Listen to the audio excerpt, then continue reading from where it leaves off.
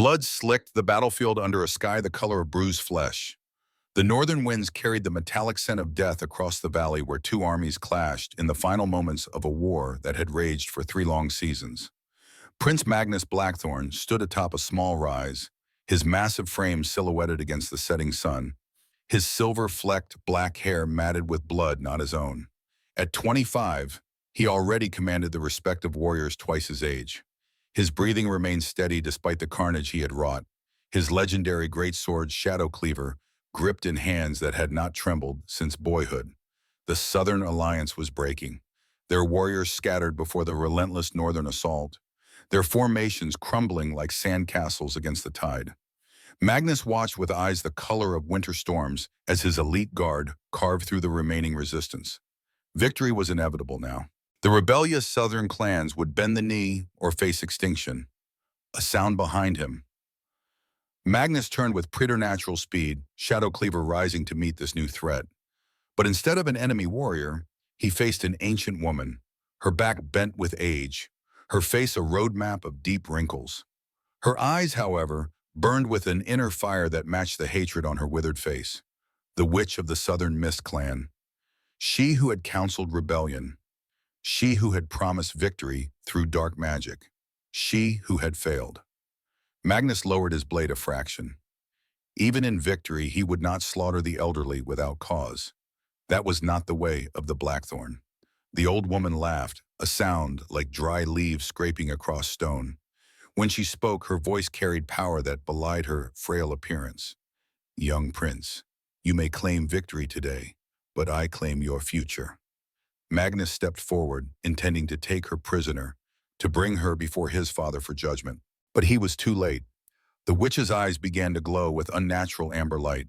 She raised gnarled hands toward the darkening sky and spoke words in a language long forgotten by most. But one Magnus recognized from ancient texts studied in his youth, the language of curses. No woman shall bear your touch without agony. No lineage shall spring from your loins. Your throne shall rot in loneliness. As you have broken our clans, so shall you be broken. As you have taken our future, so shall yours be denied. Until the flame-marked one arrives, you shall know only pain and solitude. The words struck Magnus like physical blows. He lunged forward, but an invisible force pushed him back.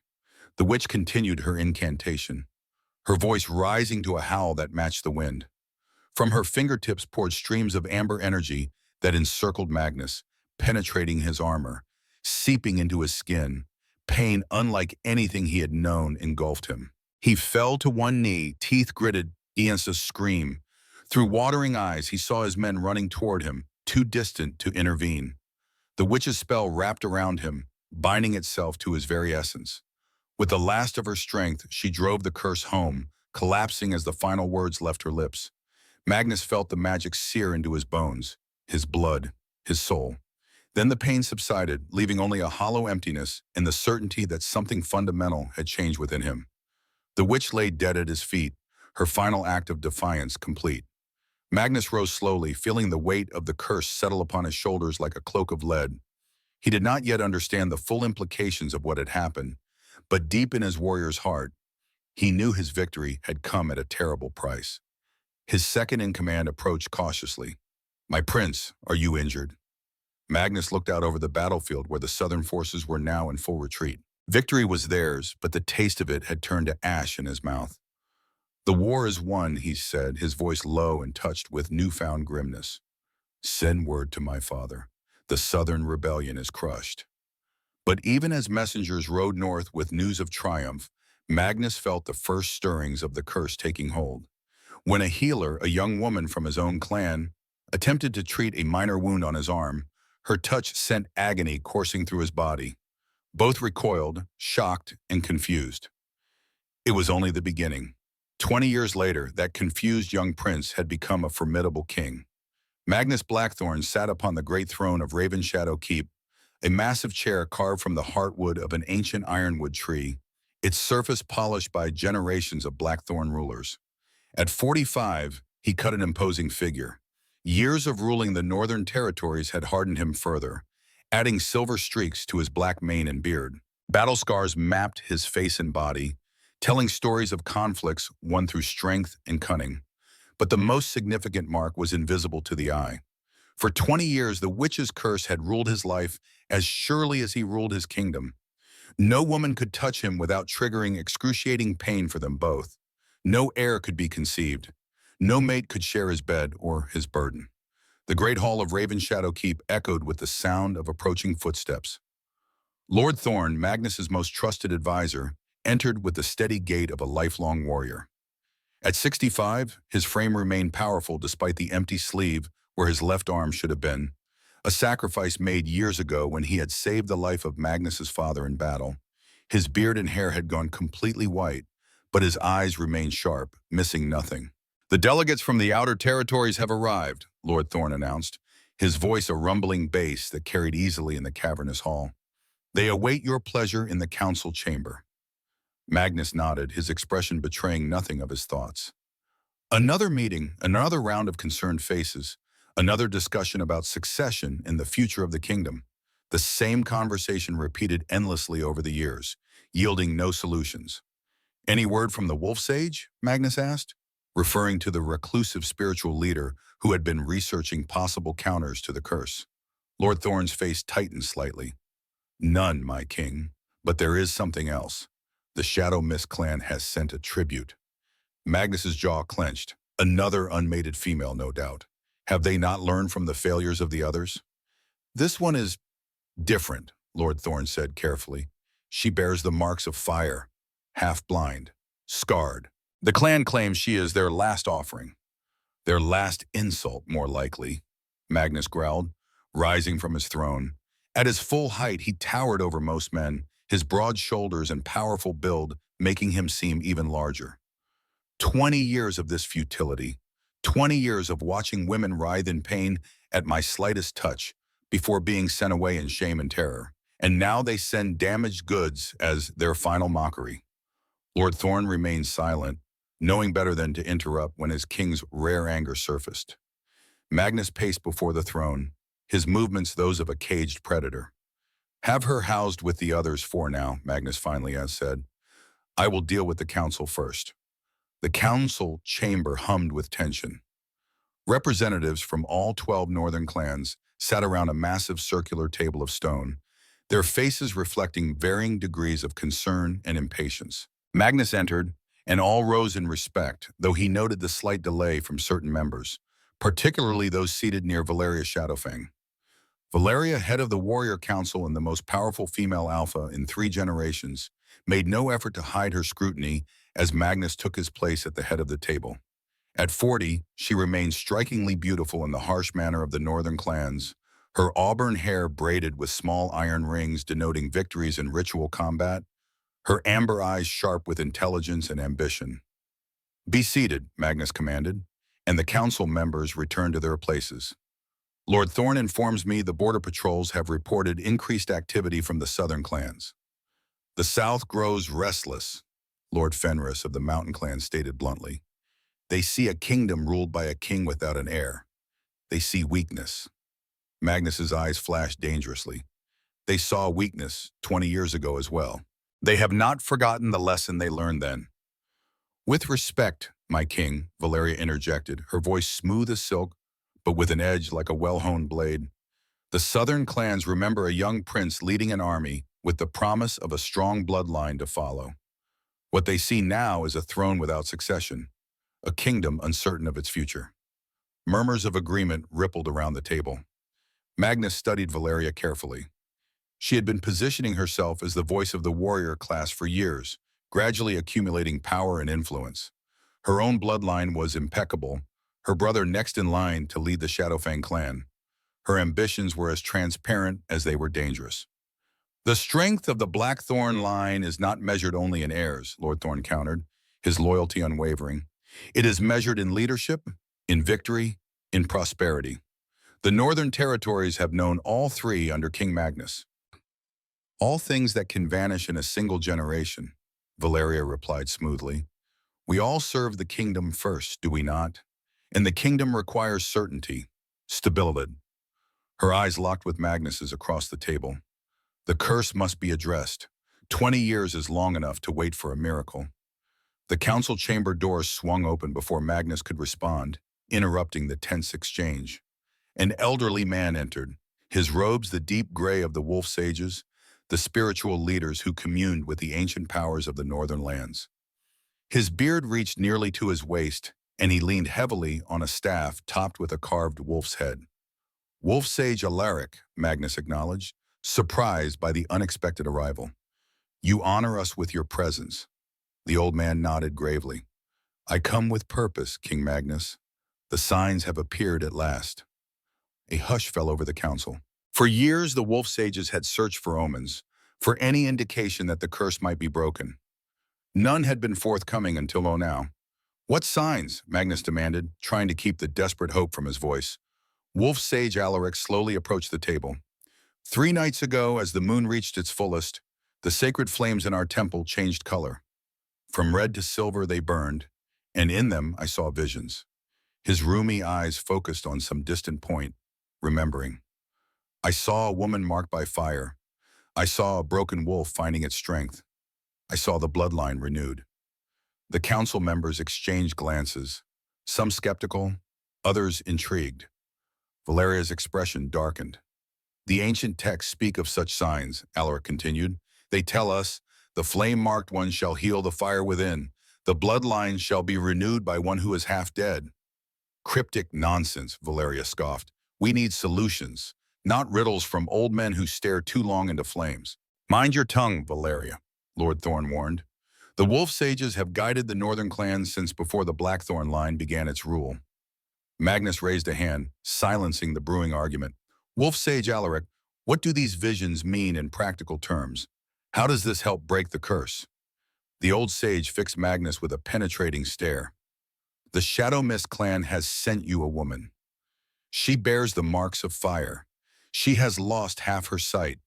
In the old tongue, the word for those who have lost their vision was soul dead.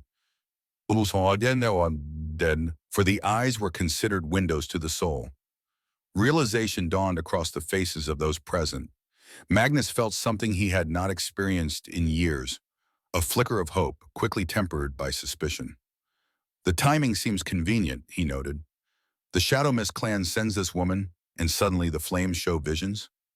I do not control the signs, King Magnus, Alaric replied simply. I merely interpret them. But know this, the woman must be tested. If she is truly the one for Reton, she alone will be able to endure your touch. The council erupted into discussion, voices overlapping as the implications were debated. Magnus let them talk, his mind working through the possibilities and dangers. After 20 years of false hopes and disappointments, he had learned caution. Yet he could not entirely dismiss the wolf sage's words. Enough, he finally declared, and the chamber fell silent once more. The woman will be brought before the court tonight. We will see if there is any truth to these visions. As the council members filed out, Valeria lingered, approaching Magnus with the confident stride that had intimidated countless warriors. A convenient prophecy, she said quietly. One that appears just when the council grows most restless. One that centers on a broken Omega from a disgraced clan. Magnus regarded her coldly. Your skepticism is noted, Valeria. Yet you seem more concerned than merely doubtful. A fleeting expression crossed her face, too quickly to interpret. I am concerned for the kingdom, my king. Always for the kingdom. She offered a formal bow and departed, leaving Magnus alone with Lord Thorn and Wolf Sage Alaric. She fears what this could mean for her ambitions, Lord Thorn observed once Valeria was gone. Magnus nodded grimly. Valeria has been positioning her brother as a potential successor for years. A miraculous breaking of the curse would upset many carefully laid plans. Politics matter little compared to the will of the ancient powers, Alaric interjected. The signs have been shown. The path is revealed. Whether you walk it is your choice, King Magnus.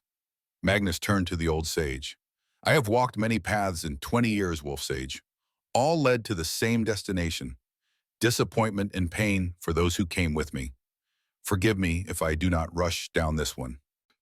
As twilight descended over Raven Shadow Keep, the great hall filled with members of the court. Word had spread quickly about the Wolf Sage's visions and the arrival of the Shadow Mist woman. An air of tense anticipation hung in the air, mingled with skepticism and hope in equal measure.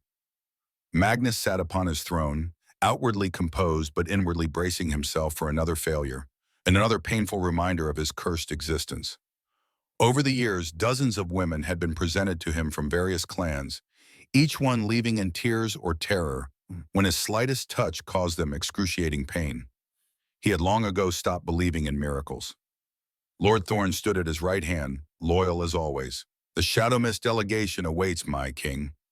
Magnus nodded once, his face a mask of regal indifference. "Bring them in." The massive doors at the end of the hall swung open. A small delegation entered, led by an elderly man wearing the faded blue cloak of the Shadow Mist clan. Behind him came two guards escorting a woman whose appearance caused a ripple of whispers to sweep through the assembled court. She walked with her head high despite the obvious tension in her slender frame. Her simple gray tunic and leggings stood in stark contrast to the fine attire of the court. But it was her face that drew all eyes. The left side was marked by an extensive burn scar that ran from temple to neck, disappearing beneath her collar. Her left eye was clouded, clearly sightless, while her right was a startling clear green. Her brown hair was pulled back simply, revealing rather than hiding her scars. Despite these marks, or perhaps because of them, she possessed a striking quality. She was not beautiful in the conventional sense, but there was a dignity in her carriage, a resilience in her expression that commanded attention. Magnus found himself studying her with unexpected interest. The Shadow Mist Elder bowed deeply before the throne. "King Magnus, ruler of the Northern Territories, the Shadow Mist clan presents Lyra, daughter of our fallen war chief, as tribute to the crown." Magnus noted the careful choice of words, not potential mate or bride offering, as other clans had presented their women, but tribute, a term used for political tokens rather than marriage prospects. The Shadow Mist clan was hedging their position, unwilling to risk further humiliation if this woman, like all others, proved incompatible with the cursed king. "Step forward, Lyra of Shadow Mist," Magnus commanded, his deep voice echoing in the hall. She moved with surprising grace for someone with impaired vision, stopping at the precise formal distance from the throne. Her good eye met his gaze directly, without the fearful deference he had grown accustomed to seeing. "Do you understand why you are here?" Magnus asked, studying her reaction. "I am here because my clan has no further use for damaged goods," she replied, her voice clear and steady. "I am here because a half-blind Omega brings shame rather than honor to a clan already fallen from grace." Her blunt honesty surprised him, and judging by the murmurs in the hall, it shocked the court as well. Most women presented to him had come with rehearsed platitudes about honor and duty, yet you accepted this role, Magnus observed. I am." A ghost of a smile touched her lips. "What choice does an unwanted Omega have in our world, King Magnus? I could accept this assignment or face exile. At least this way my clan receives some political advantage from my continued existence." Her candor was refreshing after years of diplomatic evasions and courtly manipulations. Before Magnus could respond, a sharp laugh cut through the tension in the room. Valeria stepped forward from her position among the court nobles, her ceremonial armor gleaming in the torchlight. How refreshingly honest, an imperfect specimen acknowledging her limited worth. She circled Lyra, examining her like a merchant assessing damaged goods. "The wolf sage's vision mentioned someone marked by fire. I suppose these scars qualify, though I expected something more impressive for a prophesied savior." Lyra remained still under Valeria's scrutiny, but Magnus noted the slight tightening of her jaw. "Tell us, scarred one," Valeria continued, her tone mockingly sweet. "How did you come by these marks? A cooking accident, perhaps? Carelessness with a hearth fire?" For a moment Lyra said nothing. Then with quiet dignity, "A raid on our village. Southern marauders set fire to the children's lodge. I was inside teaching the young ones. I managed to get all 16 children out. The last child was heavy, and the roof beam fell as I carried him through the doorway." The simple account, delivered without self-pity or dramatization, silenced even Valeria momentarily. Magnus found himself reassessing the woman before him, not merely damaged, but wounded in an act of courage. Valeria recovered quickly. "A touching story, yet it changes nothing. A king needs an alpha mate, not a scarred Omega with a hero's tale." She turned to address the court. Our king requires strength, fertility, political advantage. What does this half-blind woman bring besides a convenient coincidence with an old man's vision? Before anyone could respond to Valeria's challenge, Wolf Sage Alaric stepped forward from where he had been observing silently. The ancient powers do not concern themselves with our notions of perfection, Valeria Shadowfang, he said, his aged voice carrying surprising authority. They look beyond the surface to what lies beneath. This woman saved 16 lives at the cost of her own flesh. That speaks to a strength your unmarred skin cannot claim. Valeria's eyes narrowed dangerously. Mind your place, old man. Spiritual advisor or not, you tread on matters of state and bloodline. Enough, Magnus commanded, tiring of the spectacle. He rose from his throne, his imposing height and breadth casting a long shadow in the torchlight. The purpose of this gathering is not debate, but determination. There is one way to know if the Wolf Sage's vision holds truth. A heavy silence fell over the hall. Everyone present understood the implication. For 20 years, any woman who touched the king had experienced immediate, excruciating pain. If this scarred Omega was truly the one foretold, she alone would be able to endure his touch. Magnus descended the dais slowly, each step measured and deliberate. The court drew back, creating a wide space around Lyra, who remained standing her ground, her single good eye watching his approach with wary composure. You understand what happens now? Magnus asked quietly when he stood before her. Lyra nodded once. I am to touch you, and we will discover if I too fall screaming like all the others. There was no fear in her voice, only resignation. It will be painful, he warned, finding himself strangely reluctant to cause this woman suffering, despite having witnessed the same test dozens of times before. Pain and I are old acquaintance, King Magnus, she replied with that same ghost of a smile. We shall see who prevails today. The hall held its collective breath as Magnus slowly extended his hand, palm up, an invitation and a test in one gesture. Lyra regarded it for a moment, then raised her own hand, smaller and bearing its own map of faint scars from her past. Her fingertips hovered over his palm for a heartbeat. Two, then, with a small intake of breath, like someone stepping into cold water, she placed her hand in his. For 20 years, this moment had always unfolded the same way. Immediate agony, often accompanied by screams, sometimes fainting, always followed by a hasty withdrawal and the bitter taste of continued curse. Magnus braced himself for the familiar outcome, his face impassive despite his inner resignation. But this time, something different happened. There was no pain, no screaming, no collapse. Instead, a strange sensation like a current of warm water flowed between their joined hands. Magnus felt it travel up his arm, spread through his chest, a pleasant warmth unlike anything he had experienced since the curse began. Judging by the widening of Lyra's good eye, she felt something similar. The court exploded into astonished whispers. Valeria's face contorted with disbelief and rage. Wolf Sage Alaric nodded sagely, as though he had never doubted this outcome. Impossible, someone whispered, the word echoing in the suddenly too quiet hall. Magnus stared at their joined hands, then at Lyra's face. For the first time in 20 years, he was touching a woman without causing pain. The implications were enormous, world-changing, yet in that moment, all he could focus on was the simple miracle of contact. You feel no pain? He asked, his voice rougher than intended.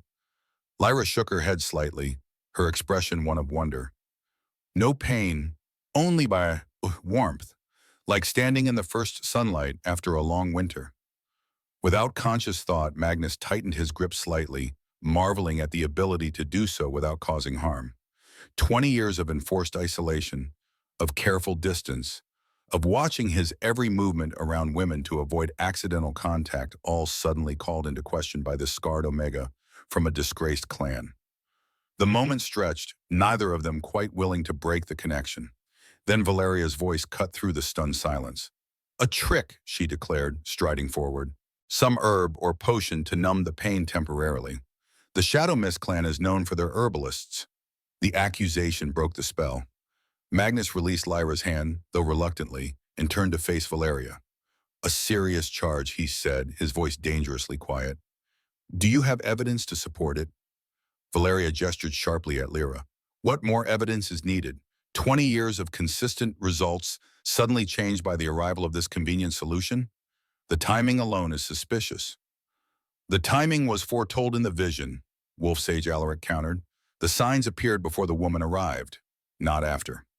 Convenient for you as well, old man, Valeria snapped. Your influence has waned in recent years.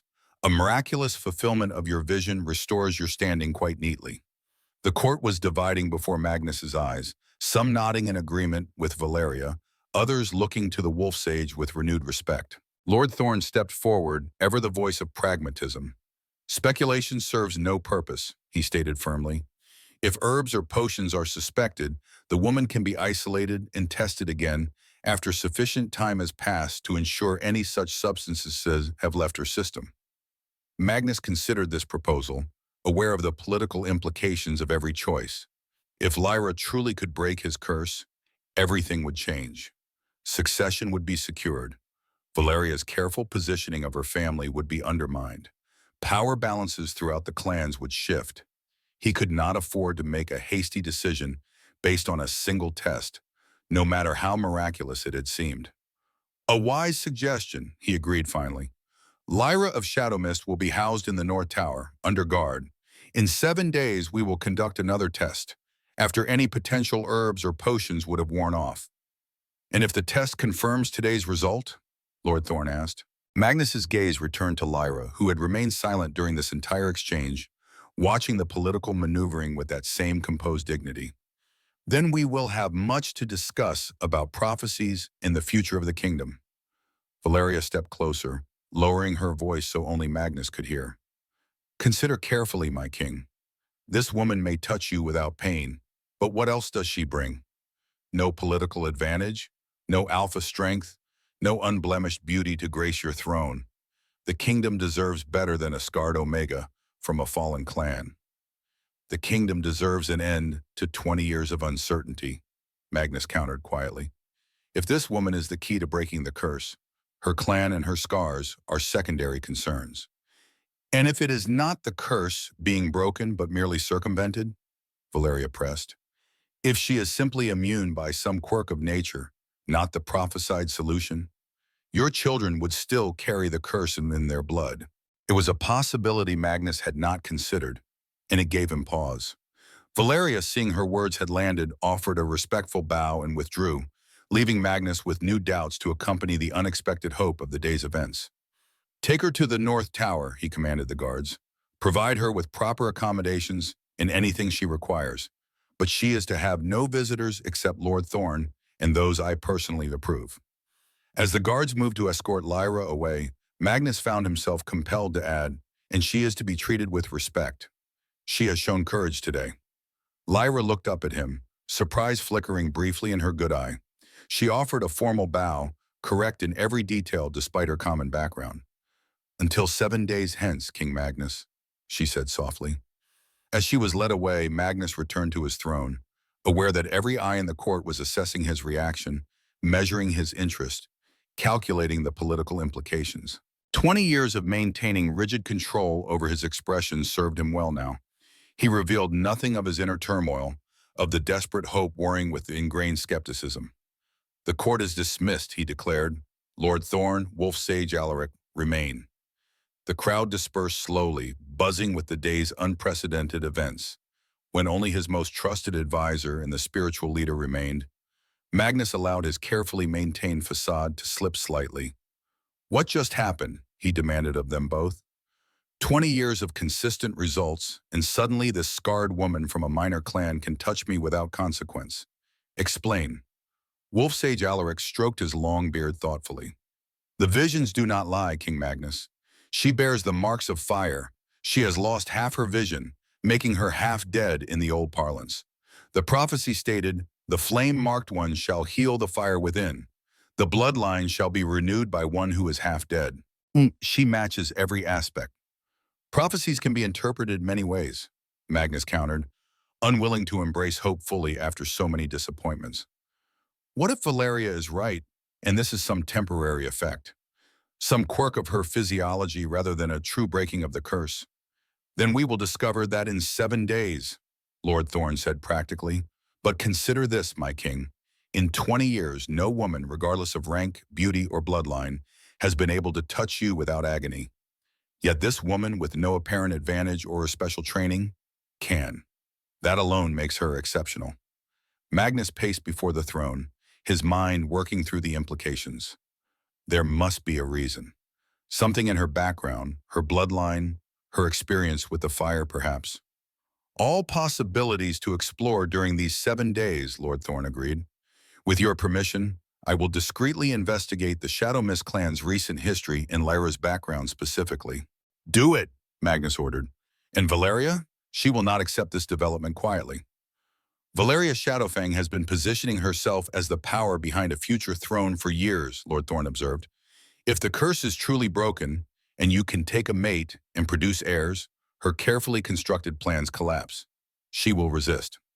Watch her, Magnus commanded. She is too valuable to the Warrior Council to move against directly without proof of wrongdoing, but I will not be blindsided by whatever countermove she makes. As his advisors departed to carry out their tasks, Magnus remained alone in the Great Hall. He looked down at his hand, the one that had touched Lyra without causing pain. The simple act that most men took for granted had been denied him for half his life. The possibility that it might be restored was almost too much to contemplate. Yet skepticism tempered his hope. 20 years of the curse had taught him that nothing came without a price.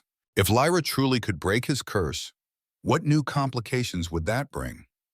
And if she could not, if this was merely some temporary aberration, could he bear returning to his isolated existence after having glimpsed an alternative?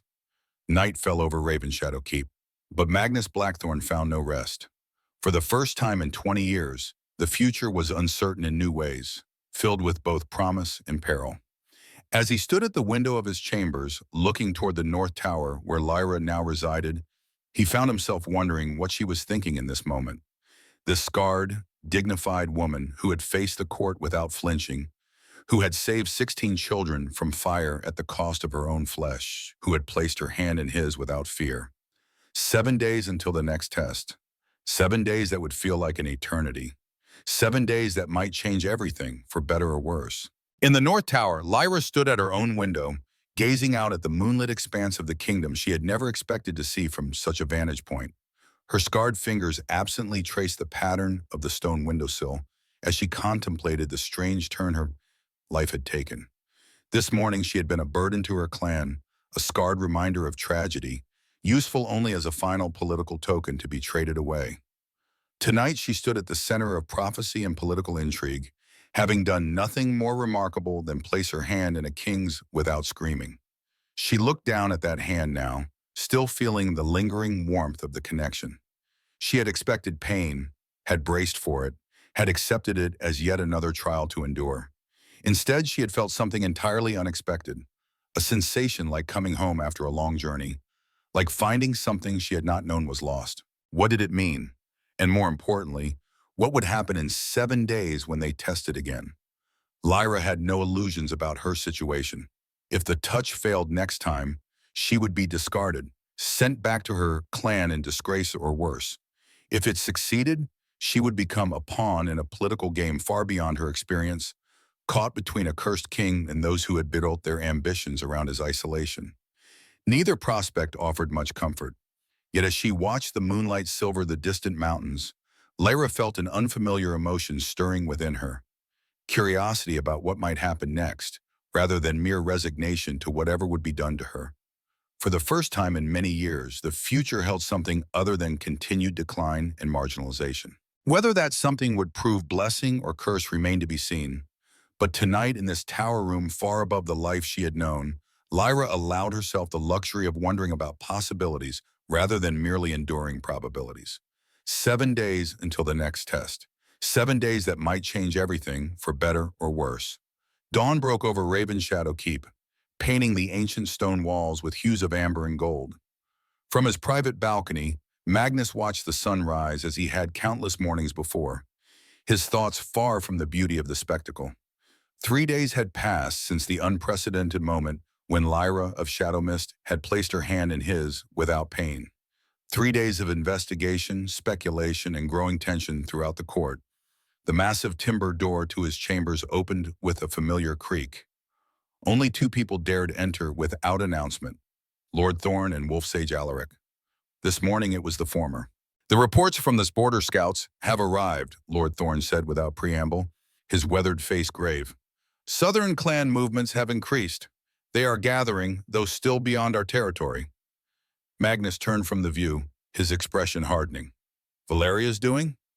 No evidence yet, Lord Thorne admitted, placing a sealed scroll on the massive oak table that dominated one side of the chamber. But the timing is suspicious. The southern clans have been quiet for nearly 2 years, and now they stir within days of the Shadow Mist woman's arrival and the prophecy's revelation. Magnus moved to the table and broke the seal on the scroll, scanning its contents quickly. His years as both warrior and king had taught him to read between the lines of such reports, to see the patterns that others might miss. What he saw troubled him. They are testing our readiness, he concluded, rolling the scroll closed with a sharp gesture. Small parties probing the borders, retreating before engagement, gathering intelligence rather than launching an assault. For now, Lord Thorne agreed, but the pattern suggests preparation for something larger. Magnus's jaw tightened. Double the border patrols. Send word to the mountain clans to be vigilant, but do it quietly. I want no panic within the kingdom, no excuse for Valeria to claim we face imminent danger, requiring extraordinary measures. Lord Thorne nodded his understanding. In the complex political landscape of the Northern Territories, even defensive actions could be twisted to serve another's agenda. Valeria had been skillfully positioning herself as the champion of security and strength, particularly in contrast to what she publicly characterized as Magnus's tragic weakness. There is more, Lord Thorne continued, his voice lowering slightly. My investigation into the Shadow Mist clan has revealed interesting details about Lyra's heritage. But Magnus's attention sharpened. Tell me, her mother was not originally of the Shadow Mist clan. She came from the Southern Territories during the peace before the last war, married into the clan through an arranged alliance. Southern blood, Magnus mused, the implications immediately apparent. From which clan? That remains unclear, Lord Thorne admitted. Records were lost during the war, particularly in the Shadow Mist territory, which saw heavy fighting. What is known is that Lyra's mother possessed unusual abilities, even for an Omega. Heightened empathy, some said. The ability to calm even the most enraged alpha.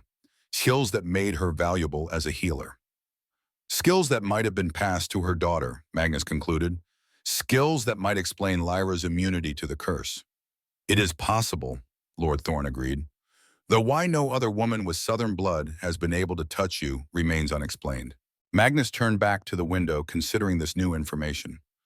What of Lyra herself? How does she fare in the North Tower? A faint smile crossed Lord Thorne's weathered face. With unexpected dignity, she has made no demands, voiced no complaints. The guards report she rises with the sun for meditation, an unusual practice for Northerners. She requested only 2 things: access to the tower's small garden terrace and a book of Northern histories. Both reasonable requests, Magnus noted. Grant them, but maintain the isolation otherwise. I want no outside influences affecting the second test. Lord Thorne hesitated, unusual for the decisive old warrior. She asked one question, my king. About you. Magnus turned, one eyebrow raised in surprise. What question? She asked how you received the scar above your left eye, not why you were cursed, not about your power or wealth, just about the scar. Something stirred in Magnus's chest, an unfamiliar warmth. In 20 years of isolation, countless women had been presented to him as potential mates. Most had inquired about his wealth, his power, the political advantages an alliance might bring. None had asked about his scars, those visible markers of battles survived. An odd question, he said, keeping his tone neutral. I thought so as well, Lord Thorne agreed. I told her it came from the Battle of Frost River, when you were 17. Magnus nodded, his mind briefly transported back to that desperate fight, his first major command. The scar was a souvenir of his own rashness, a lesson in the price of impulsivity that had served him well in the years since. 4 days remain until the second test, he said, returning to the present. Continue your investigation into her background, and send Wolf Sage Alaric to me. I would know more about this prophecy and its origins. As Lord Thorn departed, Magnus found his thoughts lingering not on border threats or ancient prophecies, but on the strange woman in the North Tower who, out of all the details she might have inquired about, had asked about a scar. In the North Tower, Lyra sat cross-legged on the stone terrace, her face turned toward the morning sun. The small garden was nothing compared to the vast woods of her homeland, but after 3 days confined to her chamber, even this limited outdoor space felt like freedom. Her meditation, a practice learned from her mother, had always centered her, allowing her to find calm amid chaos. Today, however, her thoughts refused to settle, circling repeatedly back to the moment her hand had touched the king's. The unexpected warmth, the strange sense of recognition, the feeling of rightness that had nothing to do with prophecies or politics. The sound of approaching footsteps interrupted her reflection. She opened her good eye to see Lord Thorn standing at the entrance to the terrace, his imposing figure somehow less threatening than when she had first met him. "The king has granted your request," he announced without greeting. "You may use this garden daily, from sunrise to midday, and this," he extended a leather-bound volume, "is the history you asked for." Lyra rose smoothly, accepting the book with a respectful nod. "Please convey my gratitude to King Magnus." Lord Thorn studied her with the assessing gaze of a veteran warrior. "You show unusual composure for someone in your position." A small smile touched Lyra's scarred face. "My position has always been precarious, Lord Thorn. First as the scarred Omega in a clan that values perfection. Now as the subject of prophecy in a court filled with skeptics. Composure is less a choice than a necessity. And yet you do not appear afraid." "Fear serves no purpose when one has limited options," she replied simply. "I cannot change what will happen 4 days from now. The touch will either cause pain or it will not. My fear or lack thereof affects nothing." Lord Thorn's weathered face revealed a flicker of respect. A philosophical approach. "A practical one," Lyra corrected gently. "Did you tell the king about my question?" "I did." "And his response?" Lord Thorn's expression remained carefully neutral. "He found it unusual." Lyra nodded slightly, returning her attention to the book in her hands. "Thank you for this. Knowledge of the past often illuminates the present." "An unusual perspective for an Omega," Lord Thorn observed. "Your clan reported you were untrained in formal studies." "Formal training and education are not the same thing, Lord Thorn," she replied without looking up. "My mother believed in learning, even when others saw no value in educating a scarred girl." After the older man had departed, Lyra returned to her seat in the sun, opening the history book with careful fingers. If she was to navigate the dangerous waters of the Northern Court, she needed to understand its currents. And perhaps, though she would admit this to no one, she also sought to understand the cursed king whose touch had awakened something dormant within her. Wolf Sage Alaric's chamber in the ancient Eastern Tower was a study in organized chaos. Books and scrolls covered every surface, dried herbs hung from the rafters, and the air smelled of incense and old parchment. Magnus had visited the space rarely, finding the sage's mystical trappings tiresome. But today's questions required the old man's specialized knowledge. "The prophecy," Magnus began without preamble as he entered, "I want its complete origin, not the simplified version presented to the council." The ancient sage looked up from a scroll, seemingly unsurprised by the king's sudden appearance. "All prophecies have deep roots, King Magnus. This one comes from the time before the clans divided, when North and South were one people. Before the Great Schism," Magnus clarified, referring to the ancient civil war that had split the territories generations ago. "That would make it at least 500 years old." 527 to be precise, Alaric corrected, moving to a shelf laden with ancient texts. "It came in the final days of the unified kingdom, as the first signs of division appeared." He selected a crumbling scroll, handling it with reverence. The last true wolf sage of the unified kingdom received a vision while in deep communion with the ancestral spirits. He saw the division coming, saw centuries of conflict, but also saw the eventual healing. Magnus's skepticism must have shown on his face, for Alaric smiled faintly. "You were raised to value steel over spirit, King Magnus. Your father was the same. But consider this. The curse that has defined your life for 20 years is not a matter of steel or politics or medicine. It is a matter of ancient powers, the same powers from which this prophecy emerged. The point landed with uncomfortable precision. For all his skepticism about mystical matters, Magnus could not deny the very real effects of the curse, nor explain them through conventional means. The complete prophecy, Alaric continued, carefully unrolling the ancient parchment, speaks not just of breaking the curse, but of what follows. Listen carefully, for these words have been guarded for centuries, shared only with those who need to hear them. He began to read in the ancient language of the first clans, the words flowing like water over stone, then translated. When the bloodline of kings falters beneath hatred's bane, look to the flame marked one who carries hidden pain. One who is half dead in sight but fully alive in heart shall touch the cursed king and never be apart. From their union, strength renewed shall flow. The divided lands once more as one shall grow. But beware the jealous power that seeks to rule, for it will strike with poison's cruel tool. Only when two souls become one might can the ancient wound heal in shared light. The king with silver eyes and the scarred queen will birth a new age in lands between. Magnus listened with growing discomfort. This was far more specific, far more detailed than the abbreviated version Alaric had shared with the council. It spoke not merely of breaking the curse, but of reunification of the territories, of specific threats, of a future that extended far beyond his personal suffering. Why was this not revealed before, he demanded when Alaric finished. The old sage carefully re-rolled the parchment. Would you have believed it? Or would you have dismissed it as the ramblings of an old man, as you have dismissed so much of the spiritual wisdom of our people? When Magnus did not immediately answer, Alaric continued, "More truths can only be heard when the listener is ready to hear them. 3 days ago, you would have rejected these words. Today, you listen." Magnus paced the cluttered chamber, mind working through the implications. The prophecy speaks of poison, jealous power that seeks to rule. Valeria.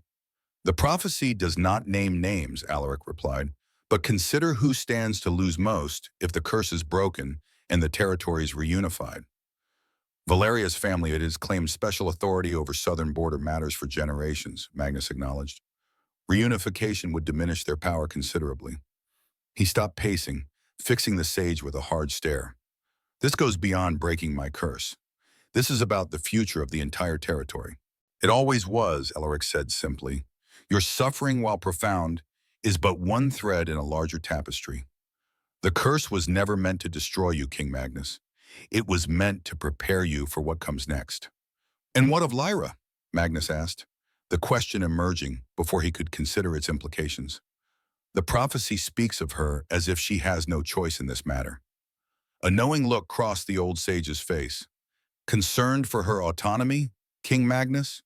An unusual consideration from one who has accepted the political nature of mating arrangements all his life. Magnus scowled, uncomfortable with the observation. She did not ask for this role. Few who serve prophecy do, Alaric replied, yet they serve nonetheless. The question is not whether Lyra chose this path, but whether she will embrace it once revealed to her. As Magnus departed the sage's chamber, his thoughts were more turbulent than when he had arrived. The prophecy painted a future far more complex and far-reaching than merely breaking his curse. It suggested a fundamental reshaping of the territories, with himself and Lyra at its center. It spoke of dangers and challenges beyond the personal. It transformed what he had viewed as his private suffering into a necessary step toward a larger purpose. And perhaps most disturbingly, it assumed a connection between himself and the scarred woman from Shadowmist that went far beyond political arrangement or convenient immunity to his curse. Shall touch the cursed king and never be apart. The words echoed in his mind, both promise and threat in equal measure. For 20 years, Magnus had adapted to isolation, had built his existence around the limitations of the curse. The possibility of a different future was not merely hopeful, it was disorienting, forcing him to reconsider assumptions that had shaped half his life. He needed clarity. And perhaps, though he would admit it to no one, he needed to see Lyra again, to look into her face and determine for himself whether she was truly the figure from ancient prophecy or merely a coincidental match for poetic symbolism. Decision made, he changed direction, heading toward the North Tower with long, purposeful strides. The guards at the North Tower entrance straightened to attention as Magnus approached, surprise evident on their faces. The king rarely left the central keep except for formal occasions, a habit born of both security concerns and the need to minimize accidental contact with female staff or visitors. "My king," the senior guard acknowledged with a deep bow. "We were not informed of your visit." "It was not planned," Magnus replied, his tone making it clear no further explanation would be forthcoming. "Is the Shadow Mist woman in her chambers?" "The garden terrace, my king. She spends each morning there, as permitted." Magnus nodded once and proceeded up the winding stone staircase. As he climbed, he considered what he would say to Lightu. In the 3 days since their momentous first meeting, he had thought of her often, yet had made no attempt to see her, preferring to wait for the formal second test. Now, driven by the revelations in the complete prophecy, he found himself seeking her out with no clear purpose beyond the need to better understand this woman who might be so intricately tied to his future. He emerged onto the small garden terrace without announcement. The space was modest by royal standards, a circular stone platform ringed with simple northern flowers and hardy herbs, open to the sky above. Lyra sat with her back to the entrance, apparently absorbed in reading the history book Lord Thorn had delivered earlier. The morning sunlight caught in her brown hair, revealing hints of auburn that had not been visible in the torch-lit Great Hall. For a moment, Magnus simply observed her. There was a quietness to her presence, a self-contained dignity that seemed at odds with her status as a discarded Omega from a diminished clan. Even in plain clothing, seated on stone rather than a proper chair, she carried herself with unexpected grace. "The Battle of Frost River," she said suddenly without turning. "A desperate fight against southern raiders when you were barely a man. The histories say you were outnumbered 3-1 but held the river crossing until reinforcements arrived." Magnus raised an eyebrow, surprised both by her awareness of his presence and her knowledge of that long-ago battle. "The histories are generous. We were young, foolish, and nearly died for our inexperience." Lyra turned then, her good eye finding him with a directness few at court would dare. The morning light fully illuminated her scarred face, neither hiding nor dramatizing the extensive burn marks that ran from temple to jaw on her left side. Her blind eye was milky, its lashes and brow partially missing, yet there was nothing pitiful in her expression. "History often transforms foolishness into bravery after the fact," she observed, closing the book carefully. "The victors write the tales. And the vanquished?" A small smile touched her lips. "They tell different stories around their fires. Stories of cruel northern invaders or miraculous escapes. My grandfather claimed to have fought at Frost River. He said the young northern prince fought like a man possessed, as if trying to prove something to ghosts only he could see." Magnus found himself stepping further into the garden, drawn by her unexpected perspective.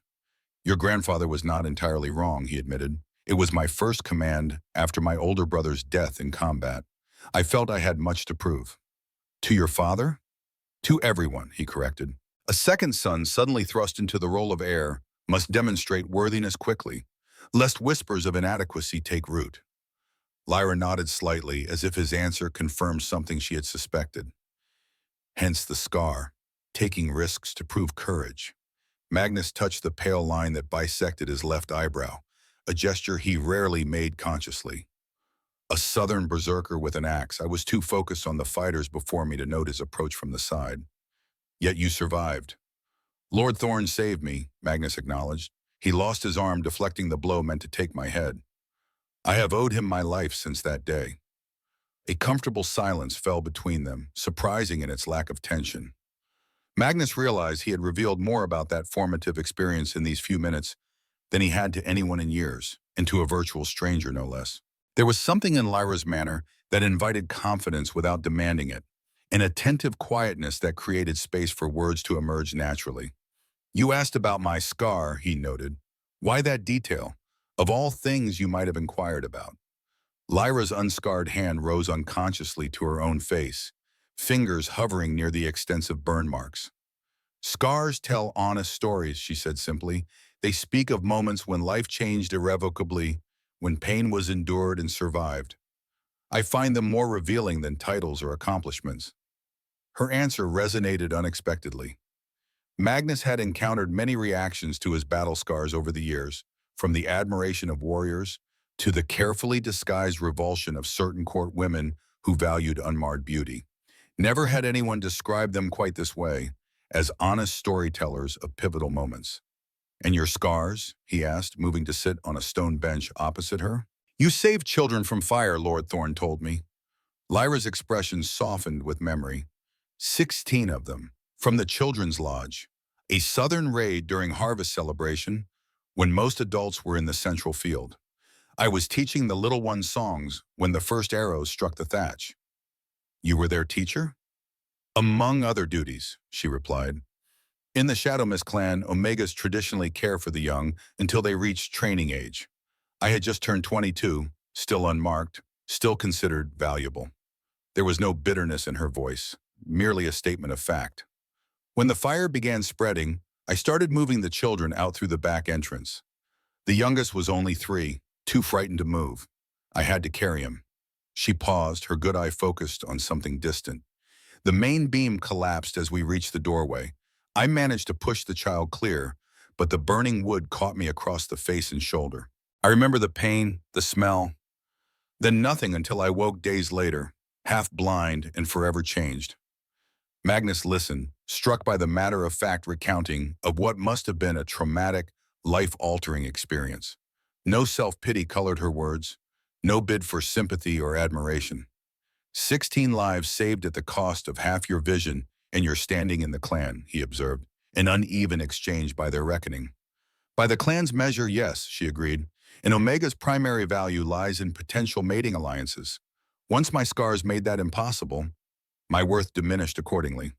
But by my own measure?" A quiet strength entered her voice.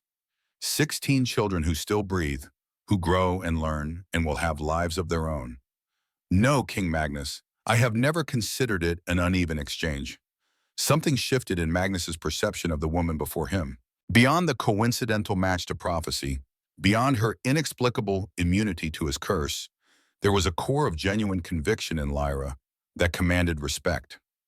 She had not merely survived disfigurement and demotion within her clan, she had maintained her own internal measure of worth despite external devaluation. "You are not what I expected, Lyra of Shadow Mist," he said at last. "Few of us are exactly what others expect, King Magnus," she replied with that small, composed smile. "Even kings, perhaps especially kings, must navigate the gap between others' expectations and their own truths." The observation was both perceptive and dangerously close to presumptuous, yet Magnus found himself nodding in agreement rather than bristling at her boldness. There was truth in her words. For 20 years, he had inhabited a carefully constructed role as the Cursed King, maintaining strength and authority despite his isolation, allowing no one to see the personal cost of his condition. "4 days remain until the formal test," he said, changing the subject. "Are you being treated well?" "With perfect courtesy," Lyra assured him, "though I confess the isolation grows wearing. I am accustomed to useful work, to purpose. Sitting in comfortable confinement feels unnatural." Magnus considered her words. The isolation had been imposed to ensure no outside influence affected the second test, but he had not considered the effect of enforced idleness on someone clearly accustomed to activity. "What work did you perform in your clan, beyond teaching the children?" "Herb gathering and preparation mostly," she replied. "After my injury, when I could no longer represent the clan in political matters, I turned to healing skills learned from my mother. My vision loss enhanced other senses, particularly useful for identifying plants by touch and scent." An idea formed in Magnus's mind. "The royal garden contains many medicinal plants. The keeper is elderly and has complained of falling behind in harvest and preparation. Would such work interest you under proper supervision, of course?" Lyra's face brightened visibly. "Very much so. Any productive task would be welcome." "I will make arrangements," Magnus promised, rising from the bench. He had learned more in this brief conversation than in all Lord Thorne's reports, confirming his instinct that direct interaction was necessary to truly assess this woman who might play such a pivotal role in his future. "The isolation requirement will be maintained otherwise. But this should provide some purposeful activity. As he turned to leave, a question occurred to him. You have asked about my scar and read of my early battles. Is there nothing else you wish to know? Most in your position would have many questions about the curse, the prophecy, the future implications. Lyra regarded him steadily with her one good eye. Those matters will unfold as they must, regardless of my questions. I find it more valuable to understand the man behind the crown than the prophecy that may or may not involve me. It was not the answer he had anticipated, yet it struck Magnus as profoundly honest. As he descended the tower stairs, he found himself anticipating their next conversation with unexpected interest.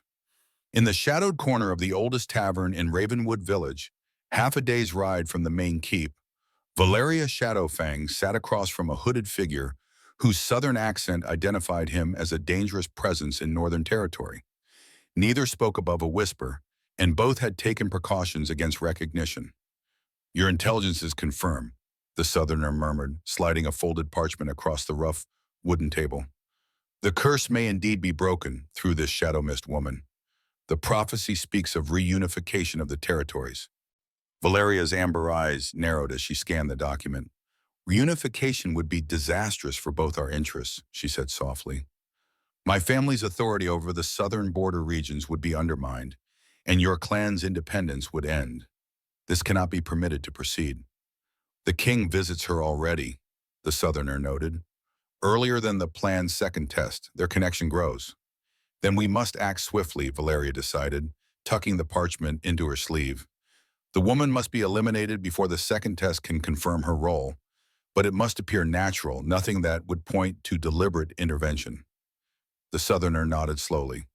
There are substances that mimic natural illness, untraceable if administered correctly. Can you obtain such materials? A thin smile crossed the shadowed face. I did not come unprepared. He produced a tiny vial of clear liquid, 3 drops in food or drink. The effects begin gradually, mimicking mountain fever. Death follows within 12 hours. By the time suspicion might arise, all evidence would be gone from the body. Valeria took the vial, concealing it within a hidden pocket of her ceremonial armor. The opportunity must be perfect. No suspicions can fall on me or my allies. The garden work, the Southerner suggested. You mentioned she has been granted permission to assist there. A perfect opportunity for exposure to some poisonous plant, perhaps? An unfortunate accident for an Omega with limited vision, unfamiliar with northern flora. Valeria's lips curved in appreciation of the elegant solution. You demonstrate once again why our alliance is valuable. I will make arrangements. As they parted ways, Valeria's mind was already plotting the details. The Shadow Mist woman's death would be unfortunate but necessary, a small sacrifice to preserve the power structure that benefited both northern and southern interests in their own ways. The curse would remain, the king would continue his isolated rule, and eventually, the solution Valeria had been carefully cultivating for years would come to fruition. Her brother would take the throne, with Valeria herself as the power behind it. The territories would remain divided, with her family controlling the lucrative border regions and their southern allies maintaining independence in exchange for trade concessions. All would proceed according to the plan she had crafted so carefully over the past decade. One scarred Omega would not be permitted to unravel years of political maneuvering. Prophecy or no prophecy, fate was subject to the will of those bold enough to shape it. The royal garden sprawled across 2 acres behind the main keep, a carefully tended showcase of both ornamental and useful plants from across the territories. Unlike the formal arrangements favored by southern nobles, the northern garden embraced a more naturalistic design, mimicking the forest clearings and meadows of the wildlands beyond the walls. Magnus stood at the entrance, watching as Lyra worked alongside old matron Bridget, the garden keeper. It had been 2 days since their conversation in the tower garden, and true to his word, Magnus had arranged for Lyra to assist with the medicinal harvest.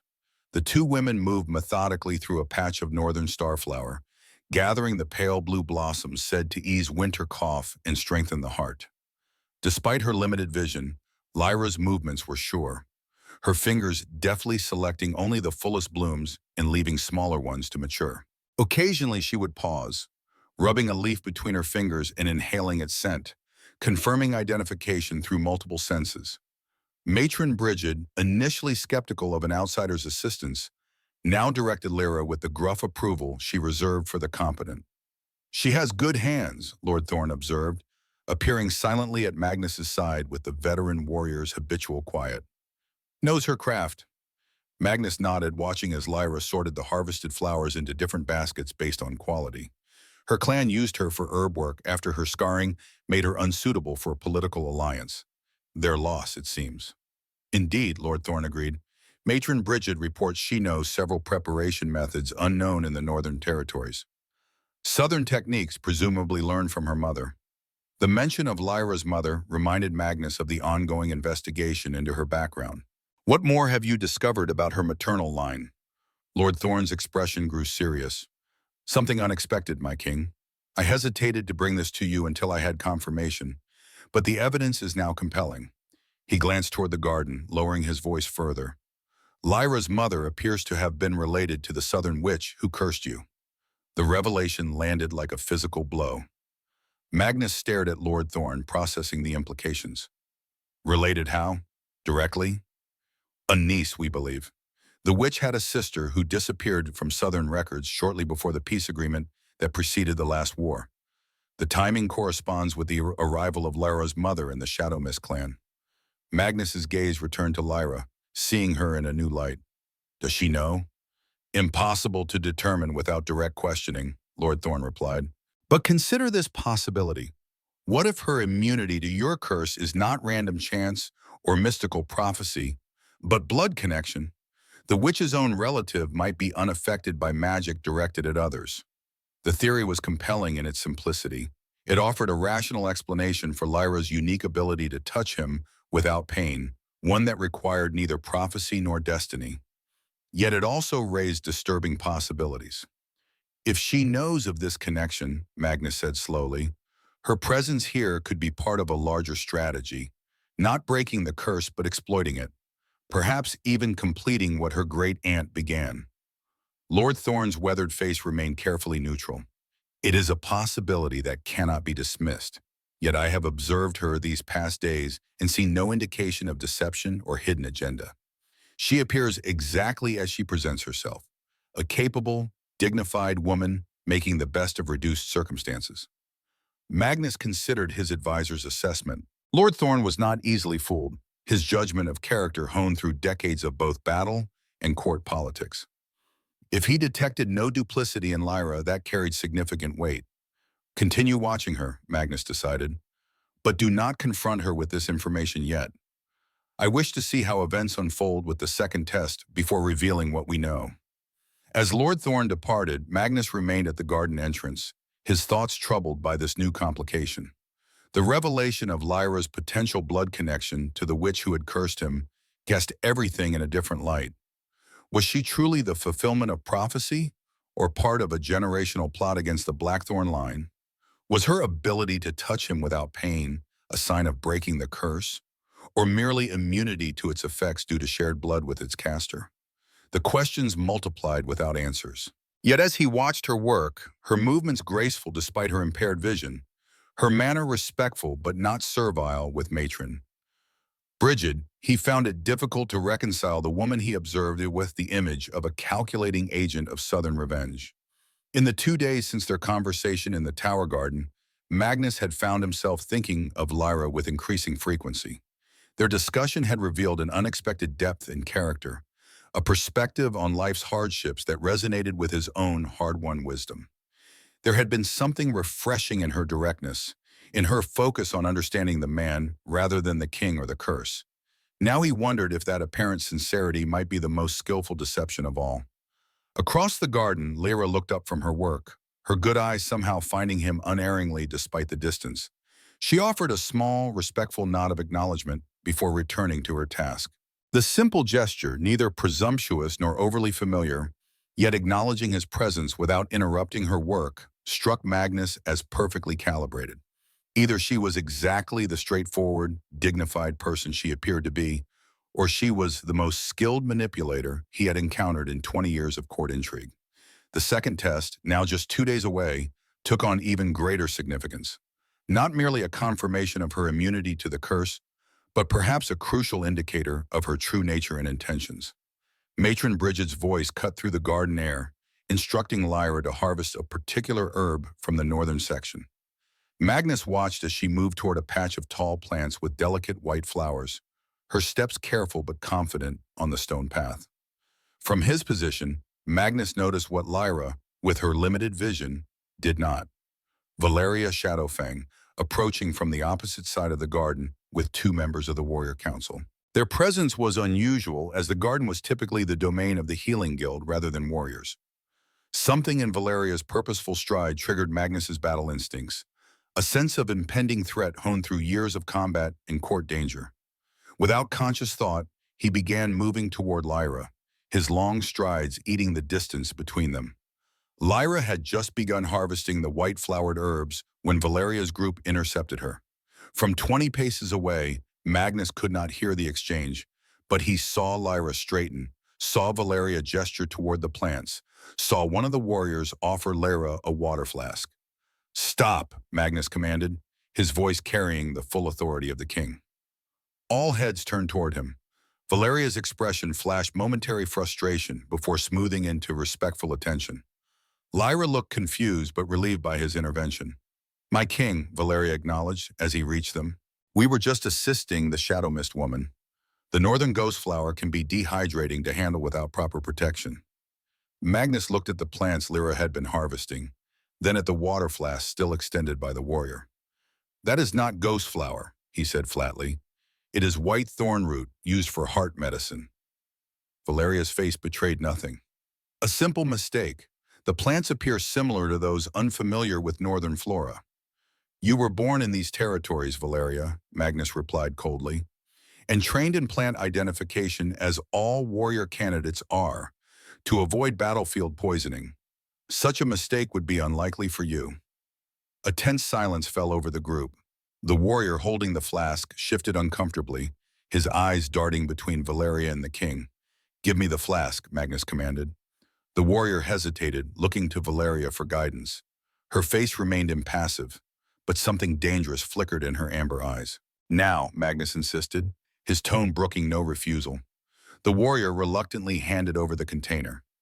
Magnus uncorked it and inhaled carefully, detecting a faint, bitter aroma beneath the scent of water.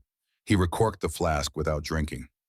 "An interesting provision to offer a garden worker," he observed, his voice dangerously quiet. "This will be examined by the royal taster." Valeria's composure never wavered. "A standard water ration for the guard, my king. If you suspect something improper, by all means have it tested. We have nothing to hide." But her eyes told a different story, a calculation of risks and consequences spinning behind her controlled expression. Magnus had known Valeria since childhood, had fought beside her in border skirmishes, had respected her tactical mind even while growing wary of her ambitions. He recognized the look of a warrior assessing whether to advance or retreat. "You and your companions are dismissed, Valeria," Magnus stated firmly. "The Shadow Mist woman is under royal protection until the second test. Any interaction with her must be authorized directly by me." It was a public rebuke, though carefully framed to avoid direct accusation. Valeria's jaw tightened almost imperceptibly, but she offered a formal bow. "As you command, my king. We meant only to assist, but we recognize the sensitivity of the situation." As Valeria and her warriors departed, Magnus turned to Lyra, who had observed the exchange with quiet attention. "Return to the North Tower," he instructed, gentling his tone. "Garden work will resume after the second test." Lyra nodded her understanding, though her expression suggested she recognized there was more to the confrontation than had been explicitly stated. As royal guards arrived to escort her back to her quarters, she paused. "They intended me harm," she said quietly, a statement rather than a question. Magnus saw no value in false reassurance. "It appears that way, because of what happened when we touched, because of what it might mean for the kingdom." "Likely so." Lyra absorbed this with remarkable composure. Political power is a fragile thing, easily threatened by unexpected change. She glanced toward Valeria's retreating figure. "She has much to lose if the curse is broken." The observation was astute, demonstrating an understanding of court politics that seemed at odds with her background as a marginalized Omega from a minor clan. Another piece of evidence that could support either interpretation of her nature: either she was naturally perceptive, or she was far more versed in political maneuvering than she pretended. "Return to your quarters," Magnus repeated. "Additional guards will be posted. No food or drink will be provided except by Matron Bridget herself." As Lyra was led away, Magnus remained in the garden, the water flask still in his hand. He had no proof of poison, only suspicion born of context and timing. Valeria was too skilled to leave obvious evidence, and a direct accusation without proof would create dangerous divisions in the court at a time when unity was essential. Yet the incident confirmed what he had already suspected. Forces within the kingdom actively opposed the potential breaking of the curse, and Lyra's life was in danger as a result. The second test, now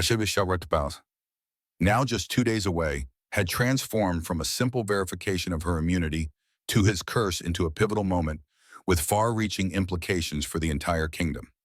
And perhaps most concerning of all, Magnus realized he had moved to protect Lyra not merely as a potential solution to his curse, but out of genuine concern for her well-being. In the brief time since her arrival, she had somehow become more than a political pawn or a prophetic figure.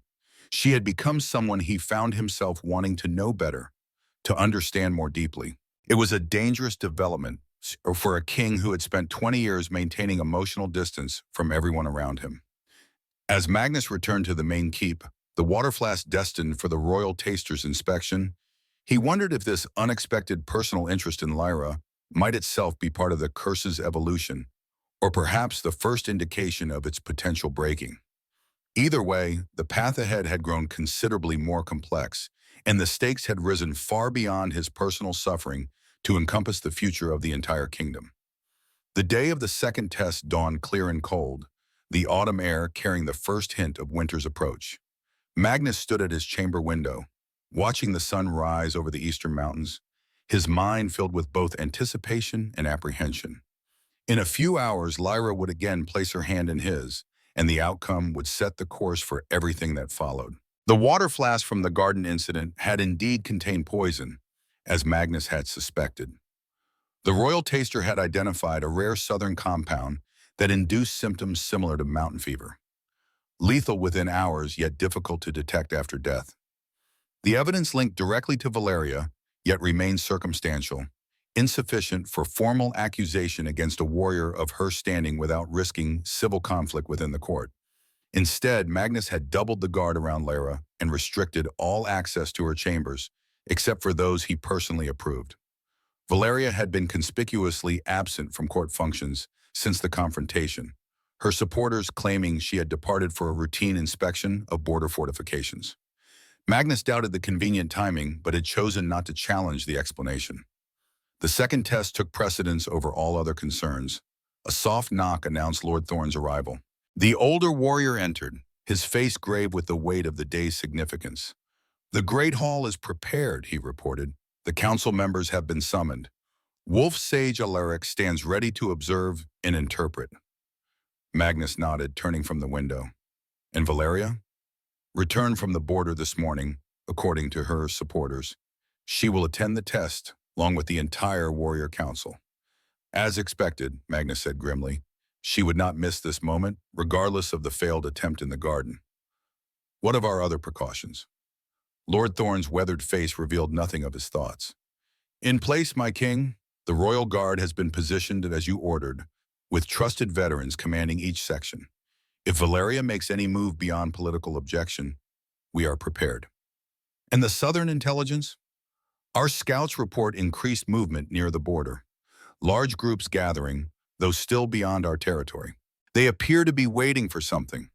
"Or someone," Magnus amended. "A signal, perhaps, from allies within our walls." The implication hung heavy between them.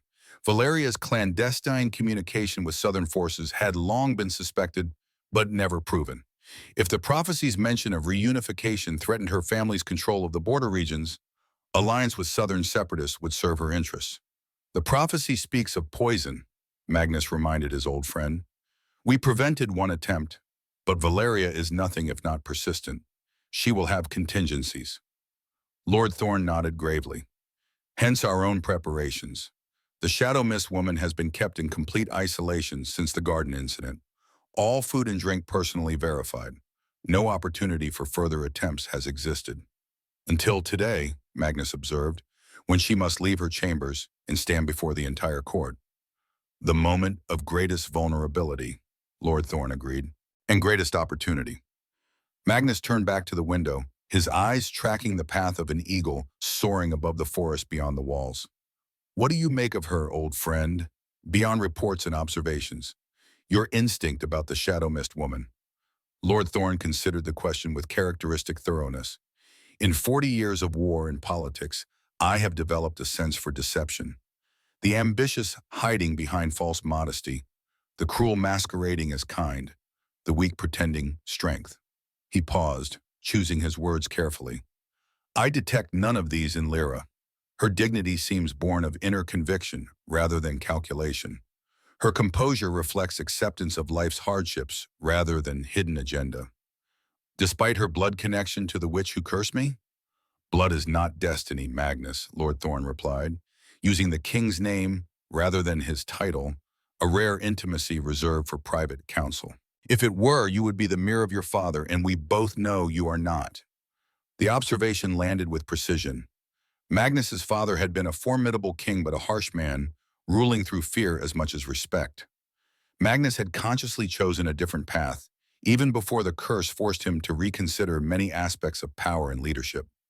Her mother left the southern territories, Lord Thorne continued, chose a northern clan, northern ways, perhaps in rejection of her own blood's path. Perhaps Lyra represents not the continuation of her great-aunt's vendetta, but its redemption. It was a perspective Magnus had not fully considered, one that aligned with the complete prophecy Alaric had shared. Not merely breaking the curse, but healing ancient wounds, reunifying divided lands. The scarred woman from Shadow Mist might indeed represent something far more profound than a simple solution to his personal suffering. We shall see today which path unfolds, Magnus said, turning from the window with newfound resolution. Prepare Lyra for the ceremony. I will meet you in the great hall at midday. As Lord Thorne departed, Magnus moved to the ancient oak chest that had belonged to generations of Blackthorn rulers. From it, he withdrew a ceremonial cloak of deep blue lined with the silver-gray fur of the northern shadow wolves, reserved for the most significant royal occasions. Whatever happened this day would shape the future of the kingdom. It demanded proper acknowledgement, regardless of outcome. The Great Hall of Raven Shadow Keep had been prepared for the second test with all the solemnity of a high ceremonial occasion. The massive space was filled to capacity, council members and clan representatives positioned according to rank and alliance, with the warrior council occupying a place of prominence near the dais where the throne stood. Valeria Shadowfang had indeed returned from her supposed border inspection. She stood among her warriors, resplendent in ceremonial battle armor of polished black leather inlaid with iron, her auburn hair elaborately braided with the rings denoting victories in ritual combat. Her amber eyes tracked Magnus as he entered from the royal passage, missing nothing of his formal attire or the increased presence of the royal guard. A respectful silence fell as Magnus took his place before the throne rather than upon it, a subtle but significant choice that positioned him closer to the gathered assembly. Wolf Sage Alaric stood to his right, Lord Thorne to his left, both representing different aspects of northern tradition and authority. We gather to witness the second test, Magnus announced, his deep voice carrying easily through the hall without need for raised volume. 7 days ago, Lyra of Shadow Mist placed her hand in mine without experiencing the pain that has affected all others for 20 years. Today we determine whether that moment was anomaly or indication of greater significance. Murmurs spread through the assembly, speculation that had been building for days now finding voice in the formal setting. Magnus allowed it briefly before raising a hand for silence. Bring forth Lyra of Shadow Mist, he commanded. The great doors at the far end of the hall swung open. Lyra entered, escorted by 2 members of the royal guard. She wore the same simple gray tunic and leggings as at their first meeting, no concession made to the ceremonial nature of the occasion. Yet she carried herself with such natural dignity that the plain attire seemed a statement rather than a deficiency.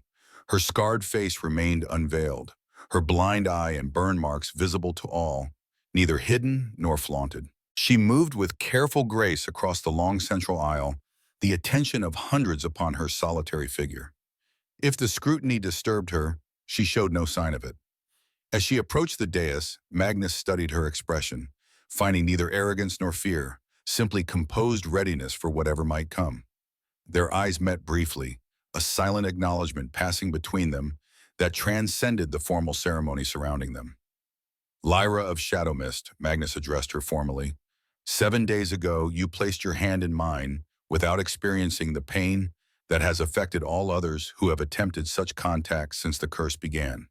Do you understand the significance of this second test? I do, King Magnus, she replied, her clear voice carrying through the silent hall.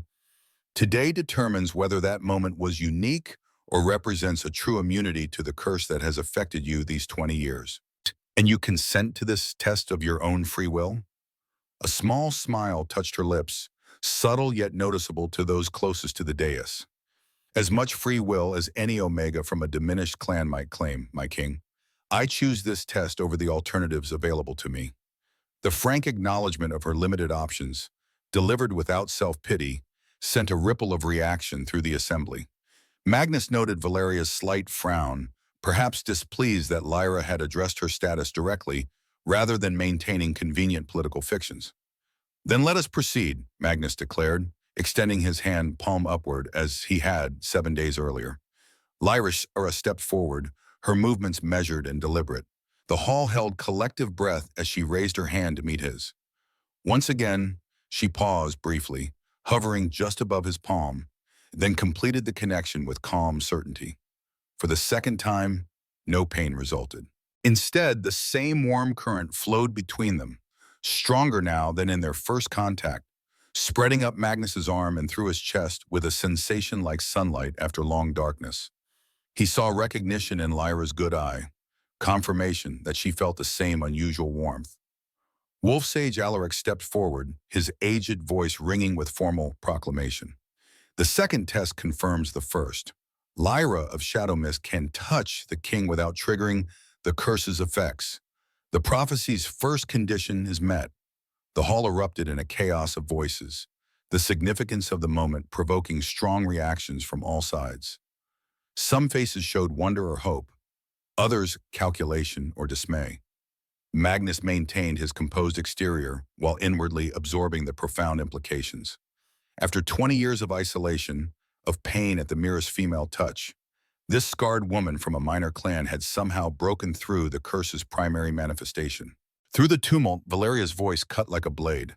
A touch without pain proves nothing beyond unusual resistance, she declared, stepping forward from the Warrior Council section. The witch's curse affected more than physical contact.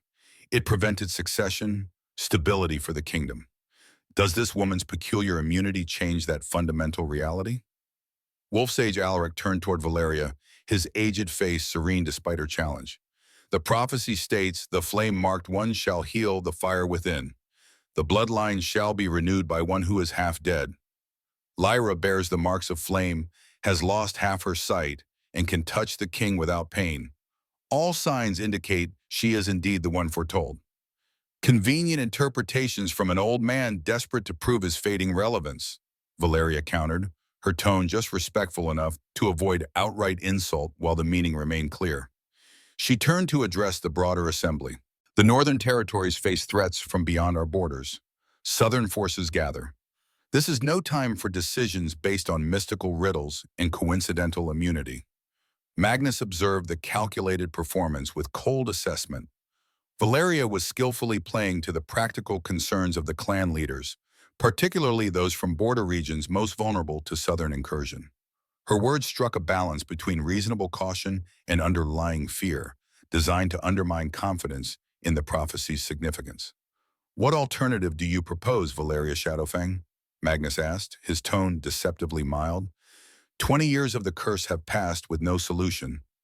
Now a woman appears who matches the ancient prophecy in multiple aspects and demonstrates immunity to the curse's primary effect. Would you have us ignore this development? Valeria's amber eyes gleamed with controlled intensity. Not ignore, my king. Study, investigate, understand. but not rush to embrace prophecy as solution without considering all implications. She gestured toward Lyra, who had maintained her composed silence throughout the exchange. This woman may touch you without pain, but what else do we know of her? Her mother came from the Southern Territories. Her clan has fallen from prominence. What political advantage would such an alliance bring? What strength would it add to the throne? It was skillfully done, acknowledging the reality of Lyra's immunity while questioning her suitability as a royal mate on traditional grounds. Magnus noted heads nodding among some council members, particularly those who valued political alliance above all other considerations. Before Magnus could respond, Lyra's voice rose clear and steady. You speak of political advantage, Valeria Shadowfang, of clan strength and border security. Her good eye swept the assembly with surprising authority for one of her station. These concerns have merit. I bring no powerful clan alliance, no army at my back, no political advantage in the traditional sense. She turned slightly, addressing the broader assembly rather than only those on the dais. But consider this. For 20 years, the curse has prevented any succession, any mate of any political value. The strongest alliances, the most perfect alpha females, the most advantageous political arrangements all failed against the curse's power. Perhaps traditional considerations no longer apply when faced with such extraordinary circumstances. A murmur of consideration moved through the hall. Magnus found himself impressed by Lyra's political acumen, her ability to acknowledge Valeria's concerns while subtly redirecting the conversation toward the practical reality of the curse's effect on normal succession planning. Valeria's expression hardened almost imperceptibly. Extraordinary circumstances indeed. Convenient that the only woman immune to the curse happens to be one with no political standing, no clan strength, no competing power base, one who would be entirely dependent on the king's goodwill rather than supported by her own alliances. The insinuation was clear. Lyra's immunity served Valeria's theory of manipulation, a carefully orchestrated plot to place a controllable figure in a position of influence. Yet Magnus noted that some in the assembly appeared skeptical of Valeria's increasingly transparent objections. Lord Thorne stepped forward, his weathered face grave with the weight of experience. I have served 3 generations of Blackthorn rulers, seen alliance marriages both successful and disastrous. Political advantage in mating arrangements has its place in normal times. He surveyed the assembly, his single arm gesturing with the authority of a veteran commander. These are not normal times. 20 years of curse have left us vulnerable, our future uncertain. If prophecy offers a path forward, practical wisdom suggests we explore it thoroughly rather than dismiss it for failing to meet traditional expectations. The old warrior's intervention carried significant weight. Unlike Wolf Sage Alaric, Lord Thorne was known for hard practical judgment rather than mystical inclination. His support for exploring the prophecy's potential shifted the balance of opinion perceptibly. Magnus raised his hand for silence as the assembly's murmurs grew. The second test confirms Lyra of Shadow Mist's immunity to the curse's primary effect. This alone warrants further investigation of the prophecy's significance. He paused, making eye contact with key council members. However, I recognize the concerns raised regarding traditional considerations of royal mating arrangements. Therefore, I propose a compromise. The hall quieted as all attention focused on the king. Magnus continued, his voice resonant with authority. According to ancient traditions predating even the Blackthorn line, there exists a ceremony of soul bond reserved for determining true compatibility beyond political arrangement. Wolf Sage Alaric will prepare the ceremony to be conducted 3 days hence. If Lyra and I prove compatible through this ancient test, we will proceed according to the prophecy's guidance. If not, we will seek alternative interpretations and solutions. Wolf Sage Alaric nodded solemnly. The soul bond ceremony is indeed our oldest tradition, dating to the time before the Great Schism.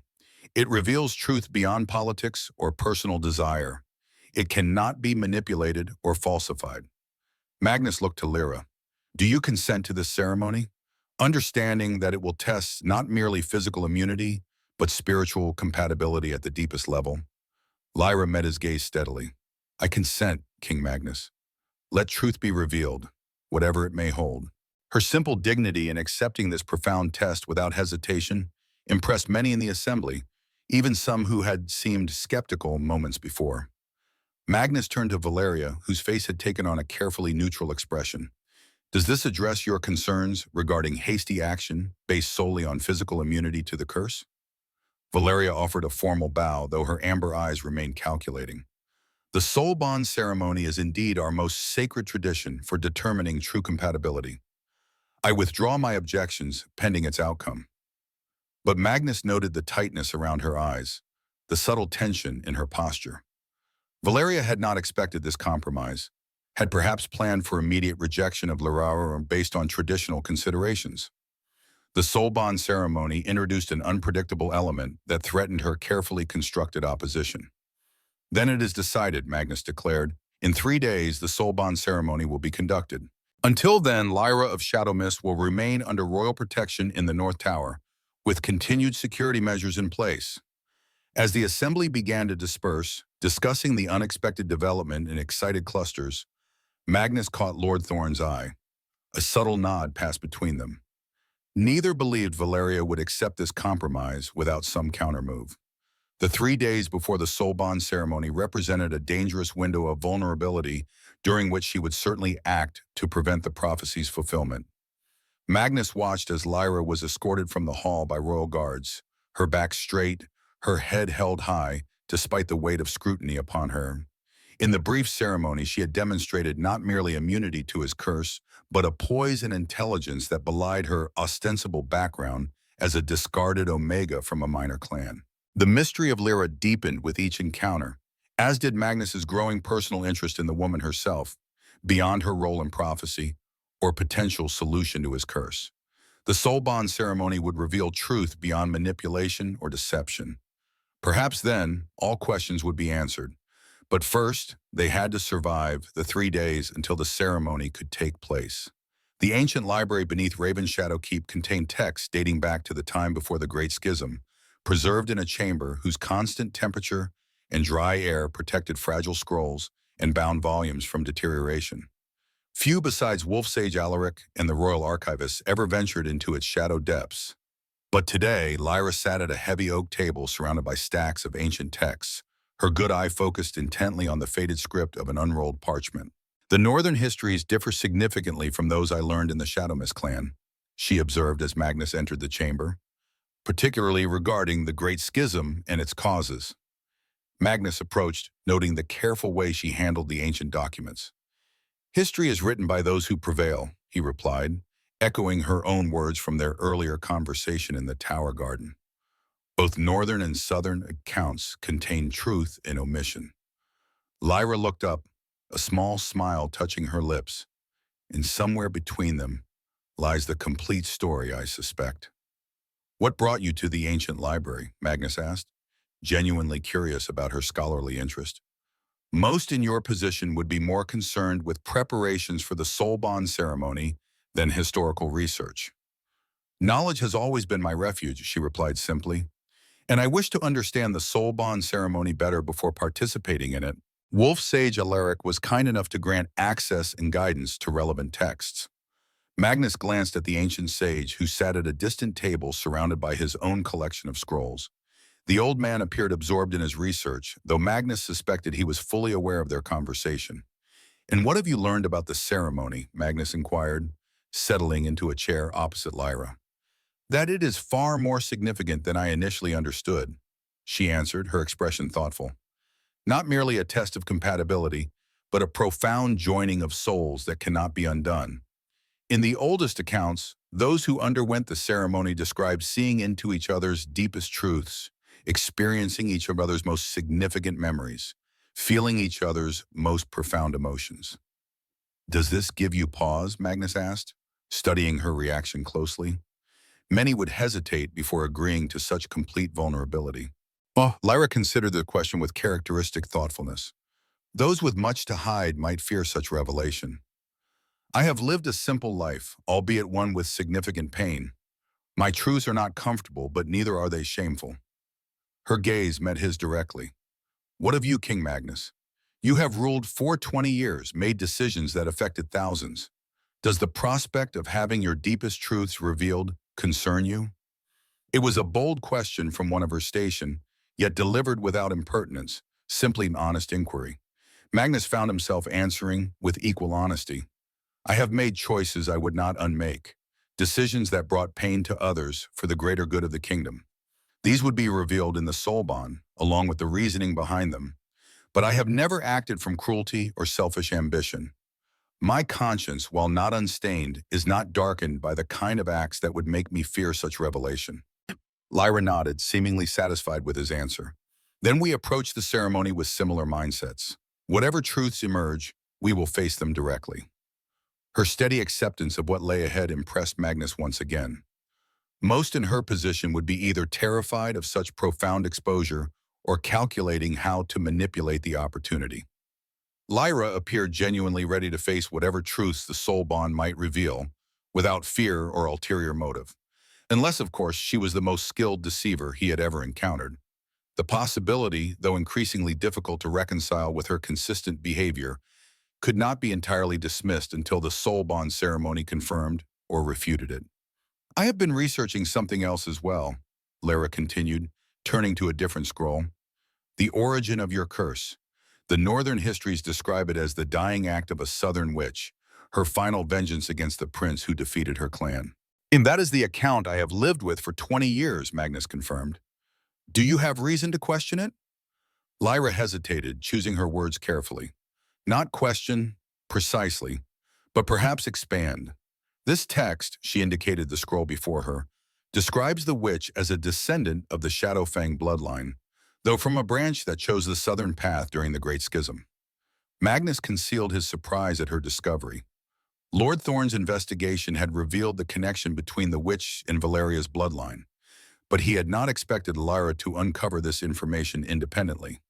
An interesting historical footnote, he said, maintaining a neutral tone, though I fail to see its relevance to our current situation. Perhaps none, Lyra acknowledged, yet connections across time often reveal patterns worth noting. The witch was Shadowfang by blood. Valeria Shadowfang now leads the opposition to the prophecy that might break your curse. Coincidence? Perhaps, but an intriguing one. Her perception was uncomfortably acute. Magnus studied her face, finding no triumph or manipulation in her expression, merely thoughtful consideration of historical patterns. You noted Valeria's opposition during the ceremony today, he observed. It would have been difficult to miss, Lyra replied with a touch of dry humor. She objects to me on traditional grounds, which is reasonable from her perspective. A scarred Omega from a minor clan offers none of the political advantages normally expected in royal mating arrangements. Yet you countered her arguments effectively, Magnus noted, with political acumen surprising in one supposedly isolated from such matters since your injury. A flicker of something unreadable crossed Lyra's face. Being marginalized often provides unique perspective on power dynamics. One observes much from the periphery that might be missed from the center. It was a plausible explanation. Yet Magnus sensed there might be more behind her unexpected political astuteness. Before he could press further, Wolf Sage Alaric approached their table, several ancient texts cradled in his arms. I have found the complete soul bond ritual as practiced before the Great Schism, the old sage announced. It differs in significant ways from the simplified version preserved in Northern tradition. How so? Magnus inquired, noting the sage's excitement. The original ceremony took place within the sacred caverns beneath the keep, where the boundaries between physical and spiritual realms are thinnest, Alaric explained, carefully placing the ancient texts on the table. It required 3 days of preparation rather than the single day preserved in our current understanding. Most importantly, it incorporated elements from both Northern and Southern traditions, a reminder that our peoples were once unified. The sacred caverns have been sealed for generations, Magnus noted with a frown, deemed unstable and dangerous. A political decision rather than structural necessity, Alaric countered. After the Great Schism, Northern rulers sought to distance themselves from traditions that acknowledged Southern contributions. The caverns were sealed not for safety, but to suppress knowledge of our shared heritage. Magnus absorbed this revelation with growing unease. If true, it suggested generations of Northern rulers, including his own father, had deliberately obscured important aspects of their people's history to maintain political narratives beneficial to Northern dominance. You propose conducting the soul bond ceremony according to these original practices? He asked. In the sealed caverns, with elements of Southern tradition? I do, Alaric confirmed without hesitation. If we seek true fulfillment of the prophecy, we must honor its origins in unified tradition, not the politically expedient versions that followed the schism. Magnus glanced at Lyra, curious about her reaction to this unexpected development. She was studying the ancient texts with focused interest, her scarred face illuminated by the library's ambient light. According to this, she observed, the soul bond ceremony in its original form would directly address the curse itself, not merely test compatibility between potential mates. Precisely, Alaric confirmed, his aged face animated with scholarly enthusiasm. The original ritual was designed to reveal and heal ancient wounds, both personal and collective. It could potentially address the root of the curse rather than merely its symptoms. The implications were profound. Rather than simply confirming Lyra's suitability as a mate immune to the curse's effects, the original ceremony might actually break the curse entirely, freeing not just Magnus but future generations from its shadow. There will be significant opposition to reviving Southern elements in such an important royal ceremony, Magnus noted, thinking particularly of Valeria and her supporters. Many will see it as cultural capitulation or weakness. Truth is rarely convenient for those who build power on partial understanding, Alaric replied with the forthrightness of one whose age had moved him beyond political caution. The prophecy speaks of reunification, of healing ancient wounds. How can this be accomplished while clinging to the very divisions that created those wounds?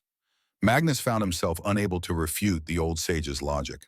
If the prophecy truly pointed toward reunification of the territories, embracing the original form of the soul bond ceremony represented a symbolic first step in that direction. You have convinced me, he decided. Make preparations to unseal the sacred caverns.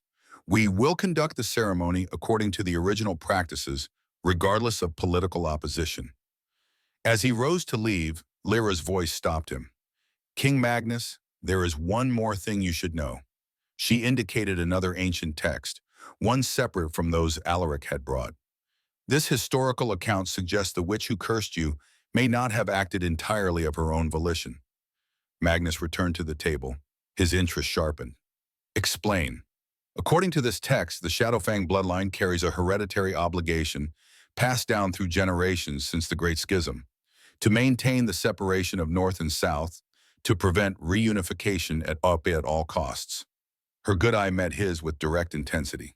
The curse may not have been merely personal vengeance, but fulfillment of that obligation, ensuring the Blackthorn line could not produce heirs who might eventually seek reunification. The revelation landed like a physical blow, rearranging Magnus's understanding of the past 20 years. What he had experienced as personal suffering, the result of a dying witch's hatred, might instead be part of a centuries-long political strategy to maintain territorial division. If this is true, he said slowly, then Valeria's opposition to the prophecy and to you is not merely about personal ambition or traditional considerations of suitable royal mates. No, Lyra agreed quietly. It would be about maintaining her bloodline's ancient obligation, preventing reunification at any cost. The pieces aligned with disturbing precision. Valeria's determined opposition, her attempted poisoning of Lyra, her communications with Southern forces, all potentially motivated by something deeper than conventional politics. A generational obligation to maintain the schism, to prevent the healing the prophecy foretold. This changes our understanding of the threat, Magnus observed, and elevates its significance considerably. It also explains why the soul bond ceremony in its original form would be particularly threatening to Valeria and her supporters, Lyra added. It represents exactly the kind of northern-southern unity her bloodline has sworn to prevent. Magnus nodded grimly. She will move against us before the ceremony can take place. With this understanding of her motivation, her actions will likely be more extreme than previously anticipated. As if summoned by his words, Lord Thorne appeared at the library entrance, his weathered face grave with urgent news. My king reports from the border. Southern forces have crossed into Northern territory in significant numbers. They fly the banner of the Shadowfang Southern branch, not seen in the North for generations. So it begins, Magnus said, exchanging a meaningful glance with Lyra. Not merely political maneuvering now, but open conflict to prevent the prophecy's fulfillment. There is more, Thorn continued. Valeria and her supporters have left the keep with a substantial portion of the warrior council. Our scouts report they ride to join the southern forces. The betrayal, while not entirely unexpected given their recent discoveries, still carried the sting of disloyalty. Valeria had been a respected leader within the northern territories, trusted with significant authority and responsibility. Her open defection to southern invaders represented a profound breach that would shake the kingdom to its foundations. How much time do we have? Magnus demanded, his mind already shifting to battle preparations. 2 days at most before they reach the keep, Lord Thorn replied. Less if they push their mounts hard. And the soul bond ceremony requires 3 days of preparation according to the original practices, Alaric added, concern evident in his aged voice. Magnus absorbed these conflicting timelines with the calm assessment of an experienced commander. Then we prepare simultaneously for both ceremony and defense. Alaric, begin the preparations for the soul bond immediately. Lord Thorn, muster all loyal forces and secure the keep against siege. He turned to Lyra, noting the composed determination in her expression. This conflict has evolved far beyond questions of curse or prophecy. It now threatens the entire kingdom. Are you prepared for what lies ahead? Lyra rose, standing tall despite her modest stature. I have faced fire before, King Magnus, and emerged scarred but unbroken. I will not falter now when the stakes extend beyond myself. Her courage, displayed not with bravado but with quiet certainty, stirred something profound within Magnus. In this scarred woman from a minor clan, he recognized a spirit that matched his own determination, a strength that had nothing to do with physical power or political position. Then we face this challenge together, he declared. Prepare for the soul bond ceremony while our forces ready for battle. If the prophecy truly foretells reunification, we must first survive Valeria's attempt to prevent it. As they left the ancient library, Magnus walked beside Lyra rather than ahead of her, a subtle but significant indication of growing partnership rather than merely royal protection of a valuable asset. Whatever the outcome of the days ahead, he recognized that their fates were now inextricably linked, bound by prophecy, threatened by common enemies, and increasingly connected by something more personal that neither had anticipated when Lyra first entered his hall 1 week earlier. The preparations for war transformed Raven Shadow Keep from royal residence to military fortress within hours. Loyal warriors manned the ancient walls, supplies were secured, weapons distributed, and defensive positions established. Magnus moved through it all with the confident authority of a battle-tested commander, his presence steadying those who understood the gravity of Valeria's betrayal and the approaching southern forces. Meanwhile, deep beneath the keep, workers cleared the sealed entrance to the sacred caverns, removing stonework untouched for generations. Wolf Sage Alaric supervised with uncharacteristic vigor for one his age, directing the careful preservation of ancient symbols and markings revealed as the false wall came down. Lyra divided her time between studying the soul bond ritual with Alaric and observing the military preparations, absorbing everything with quiet attentiveness. Her presence initially drew curious or skeptical glances from warriors unaccustomed to seeing an Omega, particularly one bearing such visible scars, in their midst during battle preparation. Yet her composed dignity and evident intelligence gradually earned a measure of respect, particularly after Magnus was seen consulting her directly on several occasions. As evening fell, Magnus found Lyra on the western battlements, watching the sunset paint the distant mountains with amber and gold. She turned at his approach, the fading light casting half her face in shadow while illuminating her scarred side with soft radiance. Lord Thorn reports the defensive preparations proceed well, Magnus said, coming to stand beside her at the ancient stone parapet. All loyal warriors have affirmed their commitment to defend the keep. Those with divided loyalties or connections to Valeria have been identified and assigned to non-critical positions. Lyra nodded, returning her gaze to the distant horizon. And the soul bond preparations? Alaric has cleared the entrance to the sacred caverns. They appear remarkably preserved despite centuries of sealing. The original altar remains intact, along with the ceremonial elements required for the ritual. Yet we still face a timing problem, Lyra observed. The ceremony requires 3 days of preparation.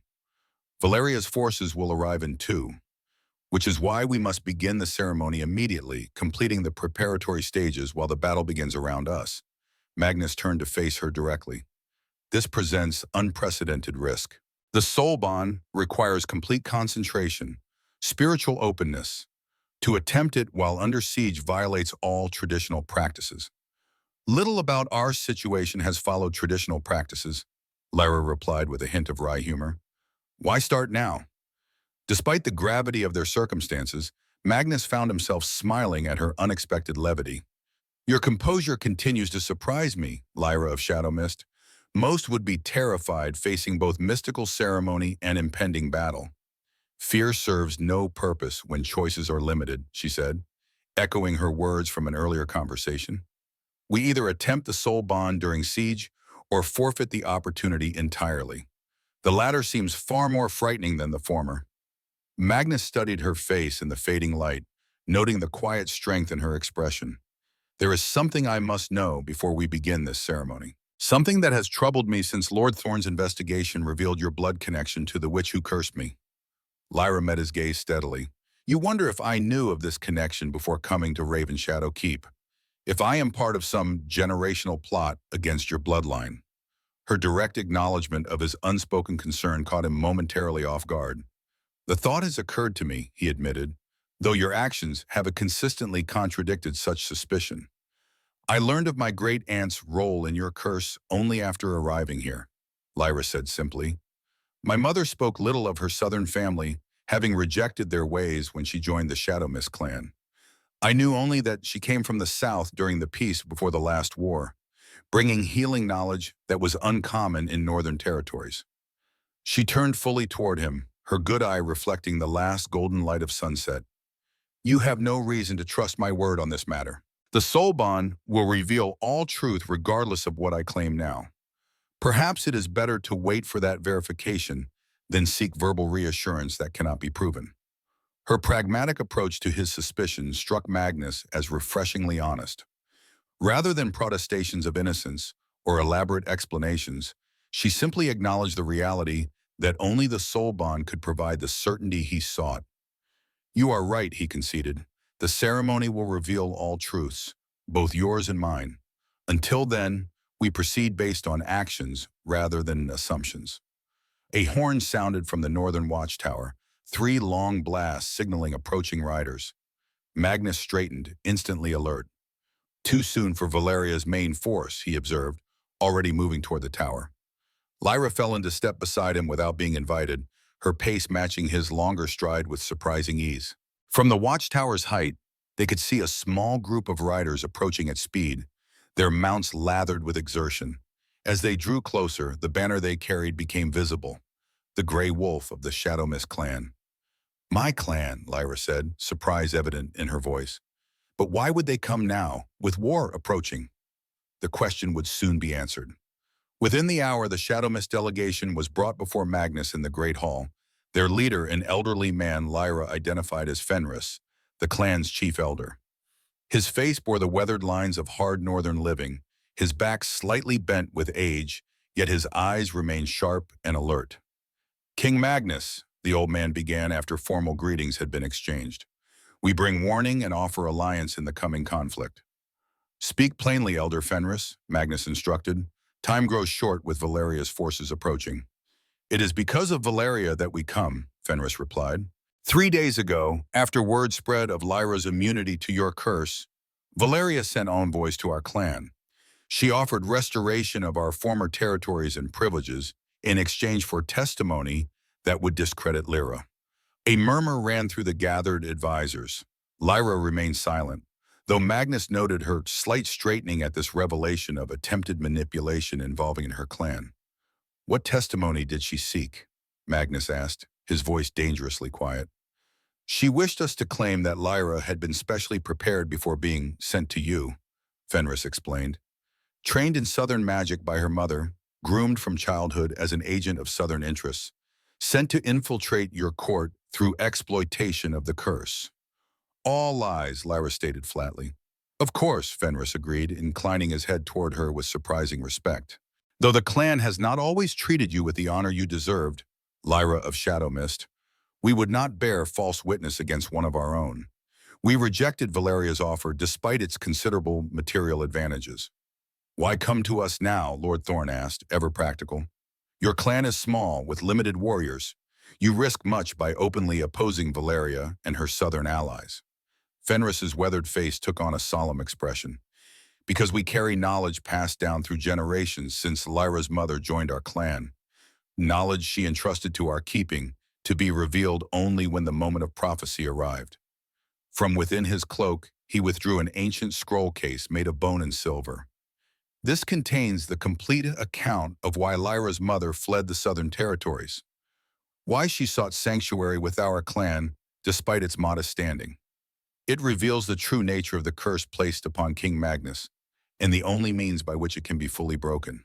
As Fenris extended the scroll case, Lyra stepped forward to receive it, her hand steady despite the weight of revelation it represented. She looked to Magnus, silently seeking permission to open this unexpected link to her mother's past. Proceed, Magnus instructed, his curiosity matching her own. With careful movements, Lyra opened the ancient case and withdrew a scroll of surprisingly well-preserved parchment. The script was in the old language, the same used in the prophecy text they had studied earlier. Lyra began to read aloud, translating as she went, her voice growing more certain with each line.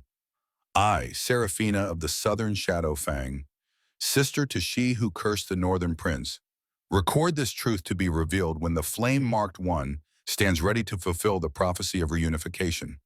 Know that my sister did not act of her own will when she cast the curse upon Prince Magnus. She acted under compulsion of our bloodline's ancient oath, bound by magic to prevent northern and southern reconciliation at any cost.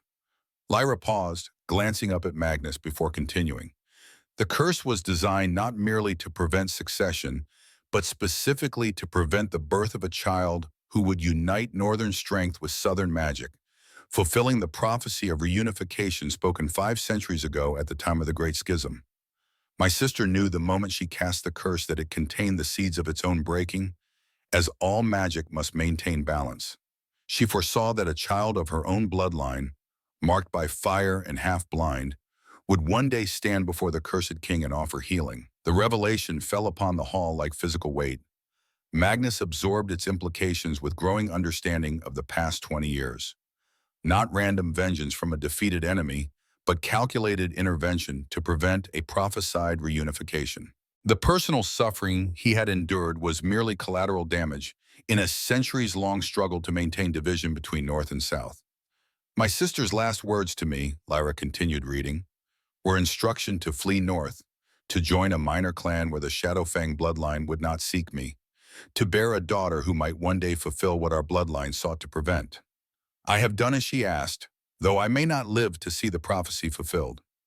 To my daughter, or her daughter after her, know this: the soul bond ceremony in its original form, conducted in the sacred caverns beneath Raven Shadow Keep, has power to break not merely the personal curse upon the king, but the greater curse of division that has plagued our people for 5 centuries. The reunion of northern strength and southern magic through sacred bond will heal what was broken long ago. As Lyra finished reading, silence held the hall in its grip. The account transformed their understanding of everything that had happened, placing both curse and potential cure in a far broader historical context than anyone had imagined. This explains Valeria's extreme measures to prevent the soul bond ceremony, Lord Thorn observed, breaking the silence. Her bloodline has maintained the division between territories for centuries, wielding significant power through control of the border regions. Reunification would end that power entirely. Invalidates our decision to conduct the ceremony according to original practices, Wolf Sage Alaric added. Only the complete ritual performed in the sacred caverns can address both personal curse and historical division. Magnus turned to Fenris. You said you offer alliance as well as warning. What assistance can the Shadow Mist clan provide against Valeria's approaching forces? Our warriors are few but skilled in forest combat, the elder replied. We can harass their approach, delay their arrival by perhaps a full day, giving you additional time to prepare both defenses and ceremony. A valuable contribution, Magnus acknowledged. Lord Thorn will coordinate your warriors with our forest scouts for maximum effectiveness. As the practical details were arranged, Magnus found his attention drawn to Lyra, who stood studying the scroll that revealed so much about her mother's past and her own unexpected role in prophecy. Her expression remained composed, though he recognized the subtle signs of someone absorbing profound revelations about their own identity and purpose. When the meeting concluded and the Shadow Mist warriors departed to begin their delaying tactics against Valeria's forces, Magnus approached Lyra privately. "This changes much about our understanding," he observed, "yet changes nothing about the path forward." Lyra looked up from the scroll, her good eye reflecting the torchlight. "The soul bond ceremony remains our objective. The threat from Valeria remains real. Only the context has expanded." Her practical assessment aligned with his own thoughts. Does learning of your mother's purpose, your own inadvertent role in prophecy, not disturb your composure? A small smile touched Lyra's lips. "I have spent my life believing you as discarded, scarred goods, valuable only for herb knowledge after fire took my appearance and standing. Learning I might instead serve a purpose foretold centuries ago, that is not disturbing, King Magnus. That is unexpectedly meaningful." Her perspective struck Magnus with its simple wisdom. Rather than feeling manipulated by destiny or burdened by prophecy, Lyra found meaning in a role she had never sought, but now faced with characteristic dignity. "Then we proceed as planned," Magnus decided. "Alaric will begin the preparatory rituals for the soul bond ceremony immediately. With the Shadow Mist delaying tactics, we may complete the critical elements before Valeria's forces arrive." As they moved toward the entrance to the sacred caverns, newly opened after centuries of sealing, Magnus found himself walking beside Lyra rather than ahead of her, their steps naturally falling into unified rhythm. Whatever the outcome of the approaching conflict, they would face it together, bound not merely by prophecy now, but by shared purpose and growing mutual respect. The ancient entrance led to a spiraling stone staircase descending deep beneath Ravenshadow Keep, into chambers untouched since before the Great Schism. As they descended, the air grew noticeably different, carrying a mineral scent and a subtle energy that seemed to vibrate against the skin. Wolf Sage Alaric led the way, his aged frame moving with surprising vigor in this sacred space. Torches illuminated symbols carved into the walls, images combining northern strength and southern mysticism in patterns that told the story of a once unified people. "Here," Alaric announced as they reached the bottom of the staircase, "is where North and South once met as equals, where bonds were formed that transcended political division. Here is where we begin to heal what was broken centuries ago." Before them stretched the sacred cavern, a natural chamber enhanced by ancient craftsmanship. A central altar of polished stone stood surrounded by a circle of smaller standing stones. Crystal formations in the cavern walls caught and amplified the torchlight, creating an environment of shifting illumination that seemed alive with potential. "The preparatory rituals begin with purification," Alaric explained, gesturing toward two smaller chambers branching from the main cavern. "You will enter separately, emerge cleansed, and begin the process that culminates in soul bond." As Magnus and Lyra moved toward their respective chambers, a distant horn sounded from far above, three sharp blasts echoing down the stone staircase, the signal for approaching forces earlier than expected despite the Shadow Mist delaying tactics. Magnus paused, the commander in him responding to the warning even as the man prepared for sacred ritual. "Go," Lyra said quietly, understanding his hesitation without explanation. "Ensure the defenses are properly arranged. The preparatory rituals require hours. There is time." With a nod of acknowledgement, Magnus turned and ascended the staircase, moving with practiced efficiency despite the ceremonial cloak he wore. Lyra watched him go, then turned to Wolf Sage Alaric. "Show me exactly what must be done," she requested. "If war comes before the ceremony is complete, we must ensure the essential elements are prioritized." Above, Magnus emerged into a keep transformed for battle. Warriors moved with disciplined purpose, taking positions along the ancient walls and towers. Lord Thorn approached immediately, his weathered face grave. "The Shadow Mist delaying tactics were partially successful," he reported. "They slowed Valeria's main force, but a smaller advance party has reached our outer perimeter. Scouts report Valeria herself leads them, with perhaps 50 elite warriors." A strike force rather than the main assault, Magnus assessed. She seeks to disrupt the ceremony before her full army arrives. Precisely my assessment, Lord Thorn agreed. They will attempt to breach our defenses and reach the sacred caverns before the soul bond can be completed. Magnus nodded grimly. Double the guards at all entrances, particularly the western postern gate, the most direct route to the cavern entrance. I will return to the ceremony, but remain alert for my call if direct intervention becomes necessary. As he turned to descend again to the sacred caverns, Lord Thorn asked the question that hung unspoken between them. And if they breach our defenses before the ceremony is complete? Magnus met his old friend's gaze directly. Then I will face Valeria personally while you ensure Lyra's safety at all costs. The prophecy must be fulfilled, with or without me, if necessary. The significance of this contingency was not lost on Lord Thorn. For 20 years, the curse had defined Magnus's existence, its breaking his primary objective.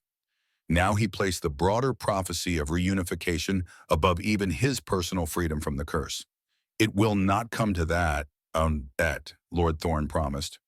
We will hold until the ceremony is complete. With a nod of appreciation for his loyal commander's determination, Magnus returned to the sacred caverns, descending into a space that seemed increasingly removed from the martial preparations above. The contrast was jarring, from battle readiness to mystical ceremony in the space of a staircase. Lyra waited by the purification chamber, her simple gray clothing exchanged for a ceremonial robe of undyed linen, ancient symbols embroidered along its edges in silver thread. Her scarred face was serene, despite the knowledge of approaching conflict. Valeria leads an advance force, Magnus informed her, without preamble. They seek to disrupt the ceremony before their main army arrives. Then we must proceed efficiently, she replied. Alaric has shown me the essential elements of the ritual. Some symbolic aspects can be abbreviated if necessary, but the core soul bond cannot be rushed without risking its effectiveness. Magnus nodded his understanding and moved toward his own purification chamber. How long for the complete ritual? 6 hours for full effectiveness, Lyra answered. 4 at minimum if certain preparatory elements are condensed. Begin without me, Magnus instructed. I must divide my attention between ceremony and defense, at least until the ritual reaches its critical phase. Alaric will guide you through the initial stages. As he entered the purification chamber, Magnus carried the weight of dual responsibility, as king defending his people, and as participant in a ceremony that might heal centuries of division. The convergence of practical battle leadership and mystical ritual created a strange dichotomy, yet one that perhaps reflected the essence of the prophecy itself, the union of northern strength and southern mysticism, of practical power and spiritual connection. For the next several hours, Magnus moved between worlds. From the sacred caverns where Lyra and Alaric began the preparatory rituals, to the battlements where Lord Thorn coordinated the defense against Valeria's probing attacks. The advance force tested Raven Shadow Keep's defenses methodically, seeking weakness while awaiting reinforcement from their main army. With each return to the caverns, Magnus found the ritualistic atmosphere more intense, the energy between the standing stones more palpable. Lyra moved through the ancient ceremonies with surprising familiarity for one supposedly unfamiliar with Southern mystical traditions, her movements graceful and precise as she arranged ceremonial elements on the central altar. You seem well versed in these rituals, Magnus observed during a brief respite between defensive consultations. My mother taught me more than she revealed to others, Lyra replied, carefully placing crystals at specific points around the altar. Patterns of movement, arrangements of elements, words in the old language. I never understood their significance until now. The revelation could be interpreted as evidence supporting Valeria's accusation of long-term preparation. Yet Magnus found himself believing Lyra's explanation of innocent childhood teaching without deliberate grooming for this role. Perhaps the soul bond ritual was already influencing his perceptions, creating the trust necessary for the ceremony to proceed. 4 hours into the preparation, with the core ritual approaching, a messenger arrived from Lord Thorn. Valeria's main force had joined the advance party. The combined army now surrounded Raven Shadow Keep, with concentrated attacks beginning at multiple points along the defensive perimeter. We must complete the ceremony now, Alaric urged, as Magnus prepared to return to the defense. The final soul bond requires both participants fully present. No more dividing your attention between battle and ritual. Magnus hesitated, torn between leadership responsibility and ceremonial necessity. Lyra approached, her expression calm despite the gravity of their situation. Lord Thorn is a capable commander, she said quietly. The prophecy speaks of healing ancient division, which may ultimately resolve this conflict more completely than any battle victory. Trust in both your general and the ceremony's purpose. Her wisdom struck Magnus with unexpected force. For 20 years, he had led through direct action and personal intervention, never fully trusting others with crucial responsibility. Yet now, with the kingdom's future hanging in balance, he recognized the necessity of doing exactly that. Very well, he decided. We complete the soul bond without further delay. Alaric directed them to opposite sides of the central altar, the polished stone surface now arranged with symbols of both northern and southern traditions. Crystal formations in the cavern walls seemed to pulse with the subtle light, creating an atmosphere of contained power. The soul bond in its original form reveals absolute truth between participants, the old sage explained. Not merely surface thoughts or immediate emotions, but the essence of each soul, including memories, fears, hopes, and potential futures. What is revealed cannot be unlearned or forgotten. What is joined cannot be separated without profound cost to both. The warning was delivered with appropriate solemnity, yet neither Magnus nor Lyra showed hesitation. Their gazes met across the altar, mutual determination evident despite the sounds of distant battle now audible even in the deep caverns. Begin, Magnus instructed, his voice steady. Alaric nodded and began speaking in the ancient language, words flowing in rhythmic patterns that seemed to resonate with the crystal formations surrounding them. As the chant continued, he directed Magnus and Lyra to extend their hands, palms up, on the altar's surface. With ceremonial precision, Alaric used a small obsidian blade to make a shallow cut across each of their palms. Blood welled in identical lines across both hands. At his direction, they pressed their wounded palms together, blood mingling as their fingers intertwined. The effect was immediate and overwhelming. Magnus felt a rush of sensation unlike anything in his experience, as though a door had opened between his consciousness and Lyra's. Images, emotions, and memories flowed between them, not in coherent sequence, but in powerful impressions that conveyed essential truth beyond conventional communication. He experienced Lyra's memory of the fire, felt the searing pain as burning timber struck her face, shared her determination as she carried children to safety. He understood her years of quiet dignity amid declining status within her clan, felt her mother's love and cryptic teachings, experienced her journey to Ravenshadow Keep with resignation that transformed to purpose upon meeting him. Simultaneously, he knew she was experiencing his memories with equal immediacy. His brother's death, the burden of unexpected succession, the curse's devastating impact, 20 years of isolation while maintaining strength for his people.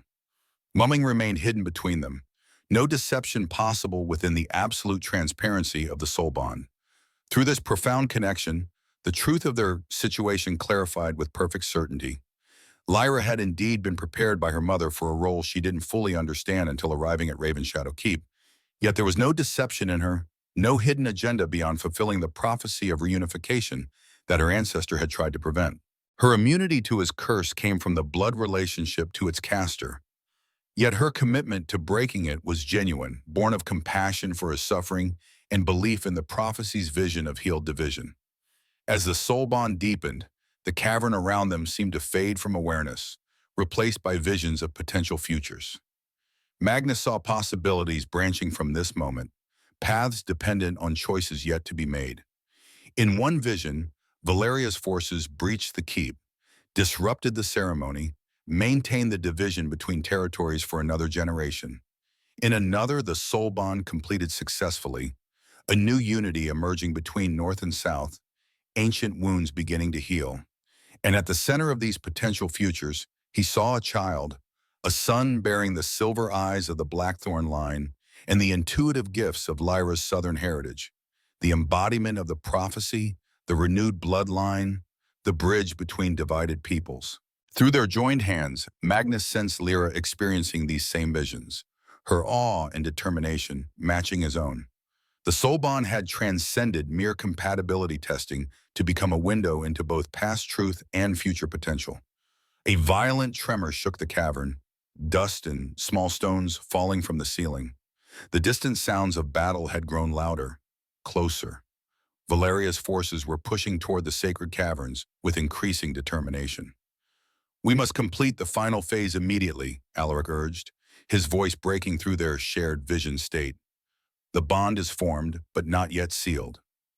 With effort, Magnus pulled his awareness back to the physical cavern while maintaining the soul connection with Lyra. Her eyes met his across the altar, reflecting the profound understanding that now existed between them. No words were necessary. Each knew the other's thoughts and feelings with perfect clarity. Alaric placed an ancient silver goblet before them, filling it with clear water from a crystal vessel. He spoke final words in the old language, then instructed them to drink together from the shared cup, their hands still joined across the altar. As they complied, Magnus felt the soul bond crystallize into permanent connection. No longer the overwhelming flood of shared consciousness, but a steady awareness of Lyra's presence within his own, a certainty that transcended physical proximity. The curse that had prevented touch for 20 years dissolved completely, replaced by connection far deeper than mere physical contact. "It is done," Alaric announced with a quiet satisfaction. "The soul bond is complete. Whatever happens now, what has been joined cannot be separated." Another tremor shook the cavern, more violent than the first. The sounds of fighting had reached the upper staircase. Lord Thorn's voice echoed down from above, ordering a defensive line at the cavern entrance. "Valeria breaches our final defenses," Magnus stated, releasing Lyra's hand physically while maintaining their newly forged spiritual connection. "We must face her directly now, with the soul bond as our strength." Lyra nodded, her scarred face reflecting calm determination. Together, as the prophecy intended, they ascended the stone staircase side by side, emerging into chaos as Valeria's elite warriors clashed with royal guards in the corridor outside the sacred caverns. Lord Thorn stood at the center of the defense, his single arm wielding a blade with deadly efficiency despite his advanced age. "My king," he acknowledged as Magnus appeared, relief evident in his voice. "The ceremony?" "Complete," Magnus confirmed, drawing his sword. "The soul bond is formed. The curse is broken." This news visibly strengthened the resolve of the defending warriors, who fought with renewed determination to hold back Valeria's forces. But the corridor was narrow, limiting the advantage of superior numbers. The attackers pushed forward, inch by bloody inch, Valeria herself visible now at their center, her battle armor gleaming in the torchlight, her face contorted with focused rage. "Stop this madness, Valeria," Magnus commanded, his voice carrying power that momentarily halted the fighting. "The soul bond is complete. The prophecy proceeds despite your opposition. Further bloodshed serves no purpose." "You understand nothing," Valeria snarled, her amber eyes burning with fanatical intensity. "My bloodline has maintained the separation for 500 years. We will not allow reunification, whatever the cost." Through the soul bond, Magnus felt Lyra's recognition of something beyond political ambition and Valeria's opposition, a compulsion similar to what had driven her great-aunt to cast the original curse. "She is bound by the same oath that compelled the curse," Lyra said quietly, confirmation of their shared perception. "Not merely choosing this path, but compelled by ancient magic to oppose reunification." Understanding dawned in Magnus's expression. "Then reasoning will not sway her. The compulsion must be broken directly." Before he could act on this insight, Valeria gave a signal to her warriors. Several broke from the main group, charging toward a side passage with clear intent to circle behind and reach Lyra. Magnus moved to intercept, but the narrow confines limited his effectiveness against multiple opponents. Through their bond, he felt Lyra's decision before she acted. She stepped forward, past the defensive line, directly toward Valeria. Not retreat, but advance. Not hiding behind protection, but moving to confront the source of conflict directly. "Lyra!" Magnus called, fighting to reach her through the press of combat. But she continued forward with calm purpose, stopping only when she stood before Valeria, seemingly defenseless against the warrior woman's drawn blade. "You are Shadow Fang by blood," Lyra stated, her voice carrying clarity that cut through the chaos of battle. As am I, through my mother's line. We share the same ancestral oath, the same blood compulsion. Valeria hesitated, confusion momentarily replacing rage in her expression. What game is this? You are Shadow Mist, not Shadowfang. I am both, Lyra replied simply. My mother was Seraphina of the Southern Shadowfang, sister to the witch who cursed King Magnus. The same blood flows through both our veins, Valeria. The difference lies only in choice. Through the soul bond, Magnus felt Lyra drawing on something beyond ordinary strength, accessing the mystical heritage of her southern bloodline. He realized she was attempting something incredibly dangerous, yet potentially powerful enough to break the compulsion driving Valeria's opposition. Our shared ancestor made a choice 500 years ago, Lyra continued, stepping closer to Valeria despite the blade now pointed at her heart, to maintain division rather than seek healing. That choice became compulsion, binding each generation to continue the separation regardless of cost. But compulsion can be broken by one of the same blood who chooses a different path. Valeria's blade wavered, uncertainty crossing her face as Lyra's words penetrated the fanatical determination that had driven her actions. The oath is sacred, unbreakable. It has defined our bloodline for centuries. No oath is stronger than blood freely given for healing rather than division, Lyra countered, and with deliberate movement, she placed her hand on Valeria's blade, allowing it to cut her palm where the ritual mark was still fresh. I release you from the compulsion, Valeria Shadowfang. I break the oath that binds you with blood of the same line freely offered for peace rather than division. Her blood ran down the blade, reaching Valeria's hand on the hilt.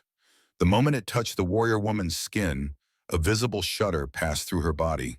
Her amber eyes widened with shock, then cleared as though a veil had been lifted from her perception. The effect rippled outward, Hamamuta affecting all the southern warriors who had followed Valeria's lead. Fighting stilled as confusion replaced battle fury, warriors looking at each other and their surroundings as if awakening from deep sleep. What have you done? Valeria whispered, lowering her blade as the compulsion that had driven her lifelong opposition to northern-southern reconciliation dissolved under Lyra's blood offering. Freed you to choose your own path, Lyra answered simply. As my mother chose hers, as I have chosen mine. The prophecy never demanded that all accept reunification, only that the possibility be restored through breaking the compulsion that prevented it. Through their bond, Magnus felt the immense effort this act had cost Lyra, the drawing on ancestral magic she had never been formally trained to use. He moved to her side, supporting her as a reaction to the powerful working left her momentarily weakened. The soul bond is complete, he announced to all present, his arms steady around Lyra's shoulders. The curse is broken. The compulsion binding the Shadowfang bloodline to maintain division has been released. Each clan, each individual, now chooses freely whether to support reunification or maintain separation, without ancestral oaths forcing their decision. The impact of these words spread through both northern and southern forces. Weapons lowered gradually as the immediate impulse for violence faded, replaced by uncertainty and potential for new choices. Valeria stared at her bloodied blade, then at Lyra, comprehension dawning in her expression. For 500 years, my bloodline has opposed reunification without questioning why, believing we acted from political conviction when in fact we were bound by compulsion. Her amber eyes reflected dawning horror at the blood shed across generations to maintain an oath none of them had freely chosen. What have we done in its name? What you believed necessary, Lyra replied without condemnation. Now you are free to choose differently, or to maintain separation if that is truly your considered decision rather than compelled action. It was a moment of profound transformation, not merely personal, but cultural. Centuries of opposition between North and South had been maintained not solely by political difference, but by magical compulsion laid upon key bloodlines. With that compulsion broken, genuine choice became possible for the first time since the Great Schism. Lord Thorne approached cautiously, his weathered face reflecting wary hope. The fighting has stopped throughout the keep. Word spreads of something changing, something fundamental shifting in the conflict. The beginning of healing, not its completion, Magnus clarified, supporting Lyra as they moved away from the cavern entrance. The prophecy never promised immediate reunification, only the breaking of what prevented it from becoming possible. Through their bond, he felt Lyra's agreement with this assessment. The soul bond had fulfilled its purpose in breaking both his personal curse and the broader compulsion maintaining territorial division. What followed would unfold through choice rather than prophecy, through diplomacy rather than mystical intervention. There will be much to discuss, Magnus acknowledged, addressing both northern and southern warriors who now stood in uncertain truce rather than active combat. Treaties to negotiate, boundaries to reconsider, centuries of separation to address. But those discussions will proceed from freedom rather than compulsion, from choice rather than ancestral oath.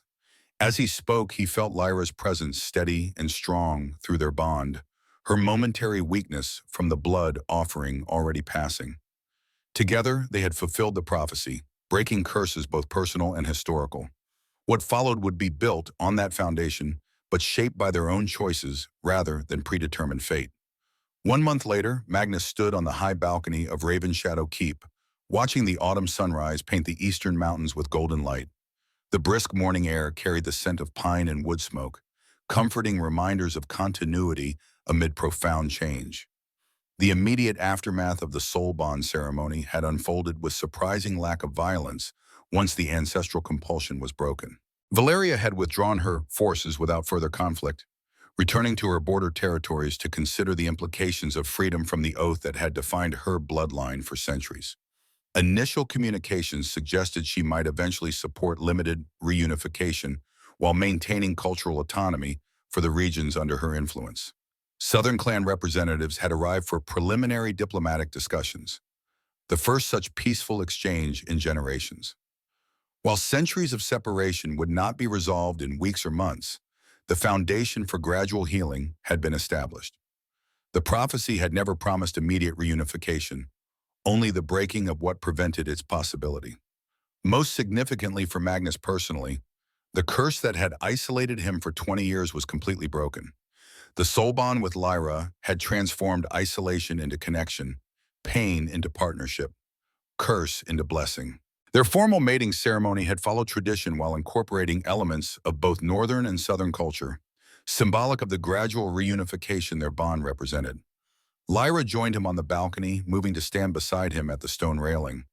The morning light illuminated her scarred face, no longer a mark of shame but a badge of courage recognized throughout the kingdom. As Luna of the Northern Territories, she had already begun implementing changes that honored both her northern upbringing and southern heritage, bridging cultural traditions through practical initiatives in healing, education, and diplomacy. Through their bond, Magnus sensed her contentment, not with completed work, but with meaningful purpose ongoing. She felt his awareness and smiled, the expression transforming her face with quiet joy. "The Shadow Mist delegation arrives today," she reminded him. "Elder Fenris brings the children I once taught, now old enough to begin fostering in the keep as part of the new exchange program." Magnus nodded, pleased with this development, the first of many such exchanges, if all proceeds as hoped. Integration through the youngest generation may prove our most effective path toward genuine reunification. Lyra turned slightly, placing her hand over her abdomen in a gesture that had become familiar over recent weeks. Through their bond, Magnus sensed the subtle changes in her body, the first indications of the prophecy's fulfillment continuing into the next generation. "The healers confirmed it yesterday," she said softly. "Our son grows strong, developing as he should." Joy spread through Magnus at this confirmation of what they had both suspected. The vision they had shared during the soul bond ceremony of a child bearing both northern strength and southern intuitive gifts now moved from potential to reality. The renewed bloodline promised in prophecy, the bridge between divided peoples, took physical form in the life developing within Lyra. "Our son," Magnus repeated, placing his hand over hers. Through their bond, he felt not only Lyra's happiness, but a faint, distant awareness of the new consciousness forming within her, already connected to both parents through the soul bond's extension. The curse that had prevented touch, prevented succession, prevented healing between divided territories had been transformed completely. What began as a dying witch's compelled vengeance had become through prophecy and choice, the catalyst for reunification that transcended political arrangement to become genuine healing. Magnus drew Lyra close, the simple pleasure of physical contact still novel after 20 years of enforced isolation. She leaned against him, her head resting naturally against his chest, listening to the strong, steady heartbeat that had once been caged in solitude and now beat in harmony with her own. Together they watched the sun rise fully above the eastern mountains, illuminating a kingdom in the early stages of transformation. The prophecy had been fulfilled not as ending, but as beginning, opening possibilities that would unfold through generations yet to come. Whatever challenges arose in the reunification process, they would face them together, bound by choice as much as prophecy, by love as much as duty. The untouchable king and the scarred Omega had found in each other not merely solution to ancient curse, but partnership that transcended prophecy to become its own fulfilled promise.